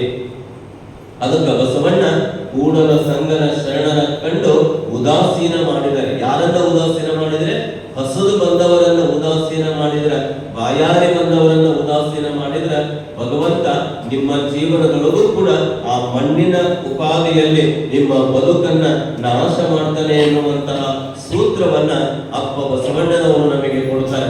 ಹಾಗಾದ್ರೆ ಪಂಚಮಿ ಮಾಡಬಾರ್ದೇನ್ರಿ ಗುರುಗಳ? ಪಂಚಮಿ ಮಾಡುವಂತಹ ಸಂದರ್ಭದೊಳಗೂ ಕೂಡ ನೆನಪಿಟ್ಟುಕೋಬೇಕು. ನಾವು ಕಳೆದ ಸರಿ ಬಾಗಲಕೋಟೆಯ ಒಂದು ಕಾರ್ಯಕ್ರಮಕ್ಕೆ ಹೋದಾಗ ನೋಡಿ, ಅಲ್ಲಿ ತಾಯಂದಿರು ಕೂಡ ಪಂಚಮಿ ಹಬ್ಬವನ್ನ ಹೇಗೆ ಆಚರಿಸ್ತಾ ಇದ್ರು ಅಂದ್ರೆ ನೋಡಿ, ಆ ತಾಯಂದಿರೆಲ್ಲ ಸೇರ್ಕೊಂಡು ಪಂಚಮಿ ಹಬ್ಬ ಆಚರಿಸಿದ ವಿಧಾನ ನಿಮಗೆ ಹೇಳ್ತೇವೆ. ಮನೆಯ ತಾಯಂದಿರೆಲ್ಲ ಸೇರ್ಕೊಂಡು ಹಾಲನ್ನ ಸಂಗ್ರಹ ಮಾಡೋದು, ಹೆಣ್ಮಕ್ಳೆಲ್ಲ ಸೇರಿ ಉತ್ತಕ್ಕೆ ಹಾಕುವ ಬದಲನ್ನ ಆ ಹಾಲನ್ನ ನೀವೇನೋ ಒಂದು ಲೀಟರ್ ಗಟ್ಟಲೆ ಹಾಕೋದಿಲ್ಲ, ಒಂದು ಸ್ವಲ್ಪ ಒಂದು ಗ್ಲಾಸ್ ಹಾಕ್ತೇವೆ ಅಷ್ಟೇ ಹಾಲನ್ನ ಏನು ಅವ್ರ ಮನೆಗೆ ಕಲೆಕ್ಟ್ ಮಾಡ್ಕೊಂಡು ನೋಡಿ ತಾಯಂದಿರು. ಯಾಕೆ ಅಪ್ಪ ಬಸವಣ್ಣನವರು ಏನು ಮನೆ ಬಿಟ್ಟಿದ್ದೇ ನಿಮ್ಮ ಸಲುವಾಗಿ, ಹೆಣ್ಣಿನ ಸಲುವಾಗಿ, ಹೆಣ್ಣಿನ ಸಮಾನತೆಯ ಸಲುವಾಗಿ, ಹೆಣ್ಣಿನ ಸ್ವಾತಂತ್ರ್ಯದ ಸಲುವಾಗಿ ಅಪ್ಪ ಬಸವಣ್ಣ ಮನೆ ಬಿಡ್ತಾನೆ. ಅಂತಹ ಸ್ವತಂತ್ರ ವಿಚಾರವಾದಿ ಆ ತಾಯಂದಿರೆಲ್ಲ ಸೇರ್ಕೊಂಡು ಎಷ್ಟು ಚಂದ ಆಚರಿಸ್ತಾ ಇದ್ರು ಅಂದ್ರೆ ಹಾಲೆಲ್ಲ ಕಲೆಕ್ಟ್ ಮಾಡ್ಕೊಳ್ಳೋದು, ಹಾಲೆಲ್ಲ ಸಂಗ್ರಹ ಮಾಡ್ಕೊಳ್ಳೋದು. ಆ ಸಂಗ್ರಹ ಮಾಡಿಕೊಂಡ ಹಾಲನ್ನ ಏನು ಅಲ್ಲಿರುವಂತಹ ಪ್ರಾಥಮಿಕ ಶಾಲಾ ಮಕ್ಕಳಿಗೆ ಹೋಗಿ 1ನೇ ಕ್ಲಾಸು 2ನೇ ಕ್ಲಾಸ್ ಇರುವಂತಹ ಮಕ್ಕಳಿಗೆ ಆ ಹಾಲನ್ನ ಕುಡಿಸುವಂತಹದ್ದು. ಏನು ಮಣ್ಣು ಪಾಲಾಗುವಂತಹ ಹಾಲು ಅದು ಮಕ್ಕಳ ಪಾಲಾಗಲಿ. ನೋಡ್ರಿ ಎಂತ ವಿಶೇಷ ಇದು. ಹಬ್ಬನೇ ಹೆಂಗೆ ಆಚರಿಸ್ತಾರೆ? ಮಣ್ಣು ಪಾಲಾಗುವಂತಹ ಹಾಲು ಅದು ಮಕ್ಕಳ ಪಾಲಾಗಲಿ ಎನ್ನುವಂತಹ ವಿಶೇಷ ಹಬ್ಬವನ್ನ ಅಲ್ಲಿ ತಾಯಂದಿರೆಲ್ಲ ಆಚರಿಸ್ತಾರ. ನಾವು ಬಹಳ ಖುಷಿಯಿಂದ ಕೇಳಿದ್ವಿ. ಇದು ಪ್ರೇರಣೆ ಹೇಗಾಯ್ತು ಅಂದ್ರೆ ಅಪ್ಪರೇ ನಮಗೆ ಧರ್ಮಗುರು ಅಪ್ಪ ಬಸವಣ್ಣನವರು ಅವರ ನಮಗೆ ಹೇಳಿ ಹೋಗಿದ್ದಾರೆ, ಅವರ ಕಲಿಸಿಕೊಟ್ಟು ಹೋಗಿದ್ದಾರೆ. ಉಣ್ಣುವಂತವರ ಬಾಯಿಗೆ ನಾವು ಅಮೃತವನ್ನ ಉಣಗೊಳಿಸಬೇಕು. ನೋಡ್ರಿ ತಾಯಂದಿರು ಅಂತಹ ಆಚಾರವನ್ನ ವಿಚಾರವನ್ನ ಅಳವಡಿಸಿಕೊಂಡಿರುವಂದ್ರೆ ಎಂತಹ ಶ್ರದ್ಧೆ, ಎಂತಹ ಭಕ್ತಿಯ ಪರಿಸರ ನಿರ್ಮಾಣಕ್ಕೆ ಅವರೆಲ್ಲ ಸೇರ್ಕೊಂಡು ಆ ಮಕ್ಕಳಿಗೆ ಕುಡಿಸುವಂತಹ ಸೂತ್ರವನ್ನ ಮಾಡ್ತಾರೆ. ಇನ್ನು ನೀವೇನು ಮನೆಗೆ ಹೋದಾಗ ಪರಸ್ಪರ ಕುಂಕುಮ ಧರಿಸಿ ಉಡಿ ತುಂಬೋ ಕೆಲಸ ಮಾಡ್ತಿರಲ್ಲ ನೋಡು, ಅವ್ರ ತಾಯಂದಿರು ಮಾಡಿದ್ರು. ನಿಮಗೆ ಅಲ್ಲಿ ಬಾಗಲಕೋಟೆ ಒಳಗ ತಾಯಂದಿರು, ಅಕ್ಕನ ಒಳಗದ ತಾಯಂದಿರು ಮಾಡಿದ್ರು. ಇನ್ನು ಉಡಿ ತುಂಬುವಾಗ ಎಷ್ಟು ಪದ್ಧತಿನೇ ಮಾಡ್ತಿದ್ರು ಅಂದ್ರೆ ನಮ್ಮ ಲಿಂಗಾಯತರ ಆಚಾರ ವಿಚಾರ, ಲಿಂಗಾಯತರ ಸಂಸ್ಕೃತಿ ಏನು ಅಂದ್ರೆ ವಿಭೂತಿ ರುದ್ರಾಕ್ಷಿ ಇವೇ ನಮ್ಮ ಸಂಸ್ಕೃತಿ. ಎಷ್ಟು ಚಂದ ಮಾಡಿದ್ರು ಅಂದ್ರೆ ಆ ತಾಯಂದಿರು ಉಡಿ ತುಂಬುವಾಗ ಒಂದು ವಿಭೂತಿ, ಒಂದು ರುದ್ರಾಕ್ಷಿ, ಒಂದು ಅಪ್ಪ ಬಸವಣ್ಣನ ಸಣ್ಣ ವಚನದ ಪುಸ್ತಕ. ನೋಡಿ ಉಡಿ ತುಂಬುವಾಗ ನೀವೆಲ್ಲ ಆ ಉಡಕ್ಕಿಯೊಳಗೆ ಏನೇನ್ ತುಂಬ್ತಿರಲ್ಲ ಅವನ್ನೆಲ್ಲ ತುಂಬುವಂತಹ ಸಂದರ್ಭದೊಳಗ ಒಂದು ರುದ್ರಾಕ್ಷಿ, ಒಂದು ವಿಭೂತಿ, ಒಂದು ಅಪ್ಪ ಬಸವಣ್ಣನವರ ಅಥವಾ ಶರಣರ ಒಂದು ಸಣ್ಣ ವಚನ ಪುಸ್ತಕವನ್ನ ಇಟ್ಟು ಉಡಿ ತುಂಬಿ ಅವ್ರು ಹೇಳ್ತಾ ಇದ್ರು, ಇದು ಅಪ್ಪ ಬಸವಣ್ಣನ ಧರ್ಮ, ಅಪ್ಪ ಬಸವಣ್ಣನ ಸಂಸ್ಕೃತಿ, ಇದನ್ನು ನಾವು ಪಾಲಿಸಬೇಕು, ಇದನ್ನು ನಾವು ಆಚರಿಸಬೇಕು. ಯಾಕೆ ನಮ್ಮ ಧರ್ಮಗುರು ಯಾರು? ಅಪ್ಪ ಬಸವಣ್ಣನವರು. ಅವರು ನಮ್ಮನ್ನ ಏನು ಸಮಾನತೆಯ ಹಾದಿಗೆ ತಂದು ಕೂಡಿಸಿದ್ದಾರೆ. ಎಂಥ ವಿಚಿತ್ರ, ಎಂಥ ವಿಪರ್ಯಾಸ. ನೀವು ತಾಯಂದಿರು ನೆನಪಿಟ್ಟುಕೋಬೇಕು. ಅಪ್ಪ ಬಸವಣ್ಣನವರು ಏನು ಉಪನಯನವನ್ನ ತಿರಸ್ಕರಿಸಿ ಮನೆ ಬಿಡುತ್ತಾರೆ. ಯಾರ ಸಲುವಾಗಿ ಮನೆ ಬಿಡುತ್ತಾರೆ? ನಿಮ್ಮ ಸಲುವಾಗಿ ಮನೆ ಬಿಡುತ್ತಾರೆ. ನಿಮ್ಮನ್ನ ಶೂದ್ರ ಕನಿಷ್ಠ ಏನು ತಿರಸ್ಕಾರ ಭಾವದಿಂದ ನೋಡಿರುವಂತಹ ನಿಮ್ಮನ್ನ ಏನು ದೂರ ಇಟ್ಟಂತಹ ಸಂದರ್ಭದೊಳಗ ಬಸವಣ್ಣ ಅದುವರೆಗೂ ಯಾಕೆ ಸ್ವತಂತ್ರ ವಿಚಾರವಾದಿ ಅಂತಾರೆ ಅಂತಂದ್ರೆ ನೋಡಿ, 8 ವರ್ಷದ ಹುಡುಗ ನನಗೆ ಜನಿವಾರ ಕೊಡೋದಕ್ಕಿಂತ ಮುಂಚೆ ನನ್ನ ಅಕ್ಕನಾಗಮ್ಮಿದಾಳಲ್ಲ ಅವಳಿಗೆ ಜನಿವಾರ ಕೊಡ್ರಿ ಅಂತ ಯಾರು ಇಂಥ ಪ್ರಶ್ನೆ ಕೇಳಿರ್ಲಿಲ್ಲ. ಎಂಥ ವಿಚಾರವಂತ ಬಸವಣ್ಣ ಅಂದ್ರ 8 ವರ್ಷದ ಹುಡುಗ ನನಗಿಂತ ನನ್ನ ಅಕ್ಕನ ಮೇಲೆ ಬಹಳ ಜೀವ, ನನ್ನ ಅಕ್ಕನ ಮೇಲೆ ಬಹಳ ಪ್ರೇಮ. ಯಾರೋ ಬಸವಣ್ಣ ಅಕ್ಕನಾಗಮ್ಮನ ಮೇಲೆ ಬಹಳ ಒಲವಿನ ತಮ್ಮ ಬಸವಣ್ಣ ನನಗಿಂತ ನನ್ನ ಅಕ್ಕ ದೊಡ್ಡವಳಲ್ಲ ಅವಳಿಗೆ ಉಪನಯನ ಮಾಡ್ರಿ ಅಂತ ಹೇಳಿದಾಗ ಬೈತಾನೆ. ಏನು ಆಕಿ ಶೂದ್ರಳಗಳೆ ಕನಿಷ್ಠಗಳೇ ಮುಚ್ಚಟ್ಟಾಗ್ತಾಳೆ ಅವಳಿಗೆ ಮಾಡಕ್ ಬರ್ತತಿ ಅಂದಾಗ ಎರಡನೇ ಪ್ರಶ್ನೆ ಬಸವಣ್ಣನದು ಎಂತ ವಿಚಾರವಾದಿ ನೋಡಿ, ಯಾರು ಆ ಪ್ರಶ್ನೆ ಕೇಳಿರ್ಲಿಲ್ಲ ಅದುವರೆಗೂ. ಅಷ್ಟು ಶತಮಾನಗಳವರೆಗೆ ಅವ್ರು ಏನ್ ಹೇಳಿದ್ರೆ ಅದಕ್ಕೆ ಗೋಣಕ್ಕಂತ ಹೋಗಿದ್ರು. ಆದ್ರೆ ಅಪ್ಪ ಬಸವಣ್ಣ ಆಕೆ ಕನಿಷ್ಠ ಅಂತ ನೀವು ಅಂತಿರಲ್ಲಪ್ಪ, ಹಾಗಾದ್ರೆ ನಾನು ಬಂದಿದ್ದು ತಾಯಿಯ ಪುಣ್ಯ ಗರ್ಭದಿಂದ ಬಂದಿದ್ದೇನಲ್ಲ, ನಾನು ಕೂಡ ಕನಿಷ್ಠನೇ ಆಕೆನಲ್ಲ. ನೀವು ಹೆಣ್ಣನ್ನ ತಾಯಿಯನ್ನ ಕೇಳು ಅನ್ನೋದಾದ್ರೆ ಆಕೆಯನ್ನ ಕನಿಷ್ಠ ಅನ್ನೋದಾದ್ರೆ ಮತ್ ನಾನು ಬಂದಿದ್ದಲ್ಲಿ ತಾಯಿಯ ಪುಣ್ಯ ಗರ್ಭದಿಂದಲೇ ನಾನು ಬಂದಿದ್ದೇನಲ್ಲ, ನಾನು ಕೀಳಕ್ಕೇನೆ, ನಾನು ಕನಿಷ್ಠಕ್ಕೇನೆ. ಆಕೆಗೆ ನೀವು ಜನಿವಾರವನ್ನ ಸಮಾನತೆಯನ್ನ ಉಪನಯನವನ್ನ ಕೊಡದೆ ಹೋದ್ರ ನನಗೂ ಬೇಡ ಅಂತ ತಿಳ್ಕೊಂಡು ವಿಚಾರ ಮಾಡ್ರಿ. 8 ವರ್ಷದ ಬಾಲಕ ಬಸವಣ್ಣ ನಿಮ್ಮ ಸಮಾನತೆಗಾಗಿ ನಿಮ್ಮ ಶ್ರೇಷ್ಠತೆಗಾಗಿ ಮನೆಯನ್ನ ಬಿಟ್ಟು ಬರ್ತಾನೆ, ಸ್ವತಂತ್ರ ವಿಚಾರವಾದಿ ಆಗ್ತಾನೆ. ಮೊಟ್ಟ ಮೊದಲು ಸ್ತ್ರೀ ಸಮಾನತೆಯ ಹರಿಕಾರರಾಗ್ತಾನೆ. ನಿಮ್ಮ ಸಲುವಾಗಿ ಸಂಶೋಧನೆ ಮಾಡಿ ಕರಸ್ಥಲದೊಳಗ ಇಷ್ಟಲಿಂಗವನ್ನ ಕೊಡ್ತಾನೆ. ಇಷ್ಟಲಿಂಗವನ್ನ ಕೊಟ್ಟು ನೀವು ಕೂಡ ದೇವರಾಗ್ಲಿಕ್ಕೆ ಬರ್ತತಿ ಅನ್ನುವಂತಹ ಸಮಾನತೆಯನ್ನ ಕೊಟ್ಟ ಅಂತ ಇವತ್ತು ನೀವೆಲ್ಲ ಇಲ್ಲಿ ಕುತ್ಕೊಂಡು ಪ್ರವಚನ ಕೇಳ್ತೀರಿ, ಲಿಂಗ ಪೂಜೆ ಮಾಡ್ತೀರಿ, ಸಾಮೂಹಿಕ ಪ್ರಾರ್ಥನೆ ಮಾಡ್ತೀರಿ. ಇದೆಲ್ಲ ಕಲಿಸಿಕೊಟ್ಟಿದ್ ಯಾರು ಅಂದ್ರೆ ಅಪ್ಪ ಬಸವಣ್ಣ ನಮಗೆ ಆ ಸಮಾನತೆಯನ್ನ ನಿಮಗೆ ಕಲಿಸಿಕೊಡದೆ ಹೋಗಿದ್ರ. ಅದುವರೆಗೂ ಹೆಣ್ಣನ್ನ ಮಾಯಿ ಅಂತ ಕರೆದ್ರು, ಹೆಣ್ಣನ್ನ ಶೂದ್ರಳು ಅಂತ ಕರೆದ್ರು, ಹೆಣ್ಣನ್ನ ಅಬಲೆ ಅಂತ ಕರೆದ್ರು. ಆದ್ರೆ ಬಸವಣ್ಣ ಅವ್ಯಾವುದನ್ನು ಕೂಡ ಕರೀಲಿಲ್ಲ. ಹೆಣ್ಣು ಹೆಣ್ಣಲ್ಲ, ಹೆಣ್ಣು ರಕ್ಕಸಿಯಲ್ಲ, ಹೆಣ್ಣು ಸಾಕ್ಷಾತ್ ಕಪಿಲ ಸಿದ್ಧ ಮಲ್ಲಿಕಾರ್ಜುನ ಅನ್ನುವಂತಹ ಮೊಟ್ಟ ಮೊದಲ ಸಮಾನತೆಯನ್ನ ಕೊಟ್ಟು ನೆನಪಿಟ್ಟುಕೋಬೇಕು. ಇಂದಿನ 21ನೇ ಶತಮಾನದೊಳಗೂ ಲಿಂಗಾಯತ ತಾಯಂದಿರು, ಲಿಂಗಾಯತ ಹೆಣ್ಮಕ್ಳು ಹೆಮ್ಮೆ ಪಡಬೇಕು, ಸಂತೋಷ ಪಡಬೇಕು. ಯಾಕೆ? ನೀವು ಇಷ್ಟಲಿಂಗವನ್ನ ಕಟ್ಟಿಕೊಂಡು ಲಿಂಗವನ್ನ ಪೂಜಿಸಿ ಲಿಂಗವೇ ಆಗುವಂತಹ ಸಾಧನೆಯನ್ನ ಅಕ್ಕ ಮಹಾದೇವಿ ಸಾಧಿಸಿ ತೋರಿಸಿಕೊಟ್ಟಬಹುದು. 12ನೇ ಶತಮಾನದೊಳಗ ವೈರಾಗ್ಯ ನಿಧಿ ಅಕ್ಕ ಎಂತ ಸಾಧನೆಯನ್ನ ಮಾಡಿ ಹೋದ್. ಆಕೆನೋ ಮಹಿಳೆನೆ, ಆಕೆನೋ ಹೆಣ್ಣೆ, ವೈರಾಗ್ಯದ ಮೇರು ಪರ್ವತ ಆಗಿ ಹೋದ್ಲು ಮಹಾದೇವಿ ಅಕ್ಕ. ಅದನ್ನ ಕೇವಲ ಬಸವಣ್ಣ ಒಬ್ಬರೇ ಸಾಧಿಸಲಿಲ್ಲ, ಅಂತಹ ಸಾಧನೆಯನ್ನ ವೈರಾಗ್ಯ ನಿಧಿ ಅಕ್ಕ ಮಹಾದೇವಿ ಆ ಅಪ್ರತಿಮ ಸಾಧನೆಯನ್ನ ಮಾಡಿದ್ಲು ಇಷ್ಟಲಿಂಗ ಧಾರಣೆಯ ಮೂಲಕ. ಬೆಳಗ್ಗೆ ಬಸವ ಮಂಟಪದ ಆ ಸಾಮೂಹಿಕ ಪ್ರಾರ್ಥನೆ ಹೋದಂತ ಸಂದರ್ಭದೊಳಗ ನಾವು ತಾಯಂದಿರಿಗೆ ಒಂದು ಮಾತು ಹೇಳ್ತಾ ಇದ್ವಿ. ಏನ್ ಹೇಳ್ತಾ ಇದ್ವಿ ಅಂದ್ರ, ಈ ಇಷ್ಟಲಿಂಗ ಪರಂಪರೆ ನಮ್ಮ ಲಿಂಗಾಯತ ಸಮಾಜದೊಳಗ, ಲಿಂಗಾಯತ ಸಂಸ್ಕಾರದೊಳಗ ಎಷ್ಟು ಮಹತ್ವ ಐತಿ ಅಂದ್ರ ತಾಯಂದಿರು ನೆನಪಿಟ್ಟುಕೋಬೇಕು. ಏನು ನೆನಪಿಟ್ಟುಕೋಬೇಕು ಅಂದ್ರ 8 ತಿಂಗಳ ಏನು ತುಂಬ ಗರ್ಭಿಣಿಯಾದ ಸಂದರ್ಭದೊಳಗ ಏನು ನಮ್ಮ ಪರಂಪರೆಯೊಳಗ ಇಷ್ಟಲಿಂಗ ಗರ್ಭ ಸಂಸ್ಕಾರ ದೀಕ್ಷೆ ಅಂತ ಮಾಡಿಸ್ತಾರೆ ನೋಡ್ರಿ. ಈ ಇಷ್ಟಲಿಂಗ ಪರಂಪರೆ ಎಷ್ಟು ವೈಜ್ಞಾನಿಕವಾಗಿ ಅಪ್ಪ ಬಸವಣ್ಣನವರು ನಮಗೆ ಕೊಟ್ಟು ಹೋಗ್ಯಾರ. ಆ ಬೆಳಗ್ಗೆ ಹೇಳಿದ ವಿಚಾರಗಳನ್ನ ನಿಮಗೆ ಹೇಳ್ತಾ ಇದ್ದೇವೆ. ಅಂದ್ರೆ ಇಷ್ಟಲಿಂಗದ ಆ ಮಹತ್ವ ಎಷ್ಟೈತಿ ಅಂತಂದ್ರ 8 ತಿಂಗಳೊಳಗ ತಾಯಿಯ ಗರ್ಭದೊಳಗ ಕೂಸು ಏನಾಗುತ್ತೆ ಅಂದ್ರೆ ಕೈಕಾಲುಗಳು ಬೆಳವಣಿಗೆ ಆಗುತ್ತೆ, ಅಂಗಾಂಗಗಳು ಬೆಳವಣಿಗೆ ಆಗುತ್ತೆ. 8 ತಿಂಗಳಿನಿಂದ 9 ತಿಂಗಳು, 1 ತಿಂಗಳು ಏನು ಆ ಸಮಯ ಇರ್ತದಲ್ಲ ನೆನಪಿಟ್ಟುಕೋಬೇಕು. ಜೇಡನ ದಾಸಮಯ್ಯ ಶರಣರು ಹೇಳ್ತಾರೆ, ತಾಯಿಗಾದ ಸುಖ ದುಃಖಗಳು ಬಸಿರ ಶಿಶುವಿನ ನೋಡ ಅಂತ ಹೇಳ್ತಾರೆ ನೋಡಿ. ತಾಯಿಗಾದ ಸುಖ ದುಃಖಗಳು ಬಸಿರ ಶಿಶುವಿಗೆ ತಾಗುವು ಅಂತ ಹೇಳ್ತಾರೆ. ಅಂದ್ರೆ ಆ 1 ತಿಂಗಳು ಮಗುವಿನ ತಾಯಿಯ ಚಲನವಲನಗಳೆಲ್ಲವೂ ಮಗುವಿಗೆ ಗೋಚರ ಆಗ್ತಾ ಹೋಗ್ತವೆ. ನೀವು ಆ 8 ತಿಂಗಳಿಂದ 9 ತಿಂಗಳ ಅವಧಿಯೊಳಗ ಯಾರು ಗರ್ಭಿಣಿಯರಾಗಿರ್ತೀರಿ ನೆನಪಿಟ್ಟುಕೋಬೇಕು. ಆ ಸಂದರ್ಭದೊಳಗ ನೀವು ಏನು ಸಂತೋಷ ಪಟ್ರಿ ಅಂದ್ರ ಮಗುವು ಕೂಡ ಸಂತೋಷ ಪಡುತ್ತೆ. ನೀವು ಚಿಂತೆ ಮಾಡಿದ್ರಿ ಅಂದ್ರ ಮಗುವು ಗರ್ಭದೊಳಗಿರೋ ಮಗುವು ಚಿಂತೆ ಮಾಡುತ್ತೆ. ನೀವು ಏನು ಭಯ ಪಟ್ರಿ ಅಂದ್ರ, ನೀವು ಬಹಳ ಗಾಬರಿ ಆದ್ರಿ ಅಂದ್ರ ಗರ್ಭದೊಳಗಿರುವಂತ ಮಗುವು ಕೂಡ ಗಾಬರಿ ಪಡುತ್ತೆ.